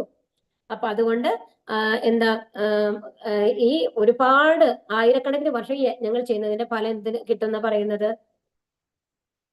ഈ ഹരേ കൃഷ്ണ മന്ത്രം ജപിക്കുമ്പോ, ഈ സങ്കീർത്തന യജ്ഞം ചെയ്യുമ്പോൾ എന്തുണ്ടാവും? നമ്മുടെ ഹൃദയത്തിലെ മാലിന്യങ്ങളൊക്കെ ഒഴിഞ്ഞു പോയിട്ട് ഭഗവാനുമായിട്ടുള്ള ബന്ധത്തിന്റെ, അതായത് നമ്മൾക്ക് ഭഗവാനാണ് എല്ലാം എന്നുള്ള ഒരു വിശ്വാസം നമുക്ക് കിട്ടും. ഇപ്പൊ നമ്മൾ ഈ ബുക്കിൽ അങ്ങനെ പറയുന്നുണ്ട്, ശരിയായിരിക്കാം തെറ്റായിരിക്കാം എന്നുള്ള ഒരു ലെവലിലാണ് നമ്മൾ ഇരിക്കുന്നത്. പക്ഷെ ആ സാധനാഭക്തി കറക്റ്റായിട്ട് ചെയ്യാൻ തുടങ്ങി കുറച്ച് നാൾ എത്തുമ്പോൾ നമ്മൾക്ക് തന്നെ ഭഗവാൻ ഓരോ കാര്യങ്ങളായിട്ടും മനസ്സിലാക്കി തരും. ഞാൻ തന്നെയാണ് നിന്റെ കൂടെ എപ്പോഴും ഉണ്ടാവാൻ പോകുന്നത്. ഭഗവാനെ വിശ്വസിച്ച് കഴിഞ്ഞാൽ എല്ലാ കാര്യങ്ങളും ഭംഗിയായിട്ട് നടക്കുന്നുള്ള ഒരു വിശ്വാസം നമ്മൾക്ക് കിട്ടും. നൈവ തസ്യ കൃതേനാർത്തോ ന കൃതേനൈഹ കശ്ചന നചാസ്യ സർവഭൂതേഷു കച്ചിതർത്തവ്യഭാശ്രയഃ. അപ്പൊ എന്താണ്? അപ്പൊ അതുപോലെ തന്നെ അങ്ങനത്തെ ഒരാൾക്ക് എനിക്ക് വേണ്ടിയിട്ടൊന്നും ചെയ്യേണ്ട വരില്ല. എല്ലാം ഭഗവാന് വേണ്ടി ചെയ്യുന്ന ആൾക്കാർക്ക് എനിക്ക് എന്താണ് എന്റെ സൗന്ദര്യത്തിന് വേണ്ടിയിട്ട് ഞാൻ ഇന്ന മാർഗങ്ങളൊക്കെ സ്വീകരിക്കണം, അല്ലാന്നുണ്ടെങ്കിൽ എനിക്ക് എന്റെ സുഖ സൗകര്യങ്ങൾക്ക് വേണ്ടിയിട്ട് എനിക്ക് ഒരു കാർ വാങ്ങാനായിട്ട് എനിക്ക് ഇത്രയും പൈസ സമ്പാദിക്കണം, അങ്ങനത്തെ ആഗ്രഹങ്ങളൊക്കെ നമ്മുടെ ഉള്ളിൽ നിന്ന് പോകും. കാരണം ഭഗവാൻ നമ്മളെ സൃഷ്ടിച്ചിട്ടുള്ളത് എങ്ങനെയാണ്? അതുപോലെ തന്നെയല്ലേ നമ്മൾ ഉണ്ടാവുക. ഏറ്റവും ആദ്യം നമ്മൾ മനസ്സിലാക്കേണ്ടത് അതാണ്. അപ്പൊ അത് ചെയ്യാതിരിക്കാനുള്ള ഒരു കാരണവുമില്ല. അപ്പൊ നമ്മൾക്ക് എന്തെങ്കിലും ആഗ്രഹത്തിന് വേണ്ടിയിട്ട് നമുക്ക് ചെയ്യാനൊന്നുമില്ല. പക്ഷെ എന്നാലും ഭഗവാന് ഒന്നും നേടാനില്ല. പക്ഷെ ഭഗവാൻ കൃഷ്ണനായിട്ട് വന്നപ്പോ ആ ഒരു ഡ്യൂട്ടി എന്താണ്? യശോദാമ്മയുടെ മോനായിട്ട് ബാല്യകാല ലീലകൾ ചെയ്തു, അല്ലെ? ഗോപികമാർക്ക്, ഗോപകുമാരന്മാർക്ക്, അവർക്കൊക്കെ എന്താണ് ഇഷ്ടം അതുമാതിരി ചെയ്തിരുന്നു. അപ്പൊ നമ്മൾ ഈ ജന്മം കൊണ്ട് നമ്മൾക്ക് എന്ത് കർത്തവ്യങ്ങളാണ് ചെയ്യേണ്ടത്, ആ കർത്തവ്യങ്ങൾ നമ്മൾ ചെയ്യണം. പക്ഷെ അതിന്റെ ഫലം ഇച്ഛിക്കാതെ. അപ്പൊ അങ്ങനെ വരുമ്പോ ഭഗവാൻ നമ്മൾ മാത്രമാണ് ബന്ധം എന്ന് പറയുമ്പോൾ വേറൊരാളെ നമ്മൾക്ക് ഡിപ്പെൻഡ് ചെയ്യേണ്ട ആവശ്യമുണ്ടോ? ഇല്ല. അപ്പൊ അവബോധനായിട്ടുള്ള ഭക്തൻ ദേവന്മാരിലോ മനുഷ്യരിലോ അഭയം തേടുകയില്ല. ഭഗവാനിൽ മാത്രമാണ് അഭയം തേടുള്ളൂ. ആത്മജ്ഞാനിക്ക് വിധിഹിതമായ ഒരു കർമ്മവും ചെയ്യേണ്ട ബാധ്യതയില്ല. അങ്ങനത്തെ ഒരു ലെവലിൽ എത്തിക്കഴിഞ്ഞാൽ നമ്മൾക്ക് ഏത് കർമ്മവും, അതായത് എനിക്ക് ഭക്ഷണം വേണ്ടാന്നുണ്ടെങ്കിൽ എനിക്ക് ഭക്ഷണം കുക്ക് ചെയ്യേണ്ട ആവശ്യമുണ്ടോ? ഇല്ല. ആ ഒരു ലെവലിലേക്ക് എത്തും. ഭക്ഷണം കുക്ക് ചെയ്യണ്ടെന്നല്ല പറയുന്നത്, ആഗ്രഹം ഇല്ലാതെയാവുന്ന എല്ലാത്തിലും, അതാണ് പറയുന്നത്. തസ്മാത് അസക്ത സതതം കാര്യം കർമ്മ സമാചര അസക്തോ ഹ്യാചരൻ കർമ്മ പരമാത്മാനോതി പുരുഷക. അതുകൊണ്ട് എന്ത് ചെയ്യണം? നമ്മൾക്ക് കർമ്മങ്ങളുടെ കർമ്മഫലം ഇച്ഛിക്കാതെ നമ്മൾ കർമ്മങ്ങൾ ചെയ്യണം. അതിനെയാണ് എന്തെന്ന് പറയുന്നത്? നിഷ്കാമ കർമ്മം എന്ന് പറയുന്നത്. അപ്പൊ അങ്ങനെ നിഷ്കാമ കർമ്മം ഭഗവാന് വേണ്ടിയിട്ട് ചെയ്താൽ, എല്ലാം ഭഗവാന് വേണ്ടി സമർപ്പിച്ച് ചെയ്താൽ നമ്മൾ എവിടെ എത്തും? ഭഗവാന്റെ അടുത്തെത്തും. പരമപദം എന്ന് പറയുന്നത് ഭഗവാന്റെ ഏതാണ്? ധാമാണ്. അത് ഈ ബ്രഹ്മജ്യോതി, അതായത് ഭഗവാന്റെ രൂപമില്ല എന്ന് വിശ്വസിക്കുന്ന ആൾക്കാർക്ക് എത്താൻ പറ്റില്ല. അവർക്ക് മുക്തി എന്ന് പറയുന്നത് എന്താണ്? ബ്രഹ്മജ്യോതി വരയ്ക്ക് എത്താണ് ഭഗവാൻ. പക്ഷെ പരമപദം ശരിക്കും പറയുന്നത് എന്താണ്? ഭഗവത് ധാമാണ്, ഗോലോക വൃന്ദാവനാണ്. അപ്പൊ ഒരു നല്ല മനുഷ്യനോ അഹിംസാ നിരതനോ ആകണം എന്നത് വ്യക്തിപരമായ ആഗ്രഹമാണ്. അപ്പൊ എന്ത് വേണം? നമ്മള് ഒരു നല്ല മനുഷ്യനാവണം. അതുപോലെ അഹിംസ, അതായത് നമ്മൾ 4 യമ നിയമങ്ങൾ പറഞ്ഞു, അല്ലെ? മാക്സിമം അത് ഫോളോ ചെയ്ത് കഴിഞ്ഞിട്ട് എന്ത് ചെയ്യണം? ഭഗവാനെ പ്രീതിപ്പെടുത്തണം. അപ്പൊ ഭഗവാനെ പ്രീതിപ്പെടുത്തുമ്പോ എന്താണ്? നമ്മളുടെ കാര്യങ്ങളും ഈ ജന്മത്തിൽ നമ്മളെ ശരീരം നിലനിർത്താൻ വേണ്ട കാര്യങ്ങളെല്ലാം ഭഗവാൻ തന്നെ നമ്മൾക്ക് ചെയ്തു തരും. കർമ്മണൈവാഹി സംസിദ്ധി ആസ്ഥിതാജനഗാഥയ ലോക സംഗ്രഹമേവാഭി സംപശ്യൻ കർത്തുമർഹസി. ജനകൻ മുതലായ രാജാക്കന്മാർ തനിക്ക് വിധിച്ച കർമ്മങ്ങൾ എല്ലാം. അപ്പൊ ജനകൻ എന്ന് പറയുന്നത് ആരാണെന്ന് അറിയാലോ? സീതയുടെ, അല്ലെ? അച്ഛൻ. അപ്പൊ അവരെങ്ങനെയാണെന്നുണ്ടെങ്കിൽ ജനകൻ എന്ന് പറഞ്ഞ നമ്മുടെ 12 മഹാജനങ്ങളുണ്ട്. അവരെന്ന് പറയാം ഏറ്റവും ശ്രേഷ്ഠരായിട്ടുള്ള ആൾക്കാർ. നാരദരൊക്കെ അതിൽ വരും, ഭീഷ്മരൊക്കെ അതിൽ വരും കേട്ടോ. അതിൽ ജനകരാജാവുണ്ട്. ജനകരാജാവ് എന്ന് പറയുന്നത് അത്രയും നല്ലൊരു രാജാവായിരുന്നു. അപ്പൊ ഒരു രാജഭരണം നടത്തിയിട്ടും ഒരു ഗൃഹസ്ഥനായിട്ടും മഹാജനങ്ങൾ വന്നത് എങ്ങനെയാണ്? എല്ലാം ഭഗവാന് വേണ്ടി സമർപ്പിച്ച് ജീവിച്ചിട്ടാണ്. അപ്പൊ എന്താണ് ഭഗവാൻ പറഞ്ഞിട്ടുള്ള കർമ്മങ്ങൾ അത് അതേപടി ചെയ്യുക എന്നുള്ളതാണ് നമ്മൾ. അപ്പൊ എന്താണ് ജനകരാജാവ് ഉദ്ദേശിച്ചത്? അവിടുത്തെ അത്രയും ഒരു ദുഃഖം ഉണ്ടായിരുന്നില്ല ആ രാജ്യത്തിൽ എന്നാണ് പറയുന്നത്. കാരണം എന്താണെന്നുണ്ടെങ്കിൽ ആ രാജാവ് എന്ത് ചിട്ടകളാണോ അനുസരിച്ചിരുന്നത് ആ ചിട്ടകളാണ് സാമാന്യ ജനങ്ങളെ പഠിപ്പിക്കുകയാണ് ചെയ്തിരുന്നത്. ഭഗവാനെ എങ്ങനെ പൂജിക്കണം, രാവിലെ എഴുന്നേറ്റ് എന്തൊക്കെ ചെയ്യണം, അതെല്ലാം അവിടുത്തെ ഓരോ ജനങ്ങളും അത് പാലിച്ചിരുന്നു ഉത്തര. അപ്പൊ അതുകൊണ്ടാണ് കണ്ടു സാമാന്യ ജനങ്ങളെ പഠിപ്പിക്കുന്നതിനായി നമ്മള് അപ്പൊ എന്താണ് ഒരു നല്ല രീതിയിലുള്ള ആള് എന്ത് ചെയ്യണം? മറ്റുള്ള ജനങ്ങൾക്ക് ഒരു മാതൃകയായിട്ടുണ്ടാവണം. അപ്പൊ നമ്മളും ഭഗവത്ഗീത പഠിച്ചു, നമ്മൾക്ക് മനസ്സിലായി കഴിഞ്ഞാൽ നമ്മൾ എന്താ ചെയ്യേണ്ടത്? നമ്മുടെ ലൈഫിൽ അത് പ്രാവർത്തികമായിട്ട് മറ്റുള്ളവർക്ക് അത് കാണിച്ചു കൊടുക്കണം, എങ്ങനെയാണ് നമ്മൾ ജീവിക്കേണ്ടത്. അപ്പൊ എപ്പോഴും ഒരു ഭക്തൻ എപ്പോഴും കർമ്മനിരതനായിരിക്കും. എന്തിനു വേണ്ടിയിട്ട്? തനിക്ക് സ്വത്തുണ്ടാക്കാനല്ല, മറ്റുള്ളവരെ എങ്ങനെ ഭക്തിയുത സേവനത്തിലേക്ക് കൊണ്ടുവരാം, അവരെ എങ്ങനെ ഭഗവത്ഗീത പഠിച്ചു കഴിഞ്ഞാൽ എത്ര നല്ല കാര്യങ്ങളാണ് നടക്കുന്നത്, അവർക്ക് വന്നിട്ട് ഭഗവാന്റെ ഒരു ബോധം ഉണ്ടാക്കി കൊടുക്കാനായിട്ട് അവര് ശ്രമിക്കും. അങ്ങനെ അപ്പോ ജനകന് വന്നു കഴിഞ്ഞാൽ ഒരു കാര്യം ചെയ്യേണ്ട ആവശ്യം ഉണ്ടായിരുന്നില്ല. കാരണം ഭഗവാനെ സ്വയം കണ്ട ഒരാളാണ്. എപ്പോഴും ഭഗവാന്റെ മുമ്പിൽ ഇരിക്കുന്ന ഒരാളുമാരിയായിരുന്നു രാജാവ് ഉണ്ടായിരുന്നത്. എന്നിട്ടും എല്ലാ കർമ്മങ്ങളും ചെയ്തിരുന്നു. എന്തിനു വേണ്ടിയിട്ട്? മറ്റുള്ളവർക്ക് മാതൃകയാവാൻ വേണ്ടിയിട്ട്. അപ്പൊ നമ്മൾ എന്ത് ചെയ്യണം? മറ്റുള്ള ജനങ്ങൾക്ക്, നമുക്ക് അറിയാത്ത നമ്മളുടെ ബന്ധുക്കളുണ്ടെങ്കിൽ, നമ്മുടെ മക്കളുണ്ടെങ്കിൽ, മരുമക്കളുണ്ടെങ്കിൽ അവർക്കെല്ലാം വേണ്ടിയിട്ട് ഒരു മാതൃകയാവാനായിട്ട് നമ്മൾക്കും സാധിക്കും അല്ലെ? നമ്മുടെ കൃഷ്ണാബോധം കൊണ്ട്. ഹരേ കൃഷ്ണ കൃഷ്ണ കൃഷ്ണ ഹരേ ഹരേ, ഹരേ രാമ രാമ രാമ ഹരേ ഹരേ. ഹരേ കൃഷ്ണ. ഹരേ കൃഷ്ണ. ഹരേ കൃഷ്ണ. ഹരേ കൃഷ്ണ. ഹരേ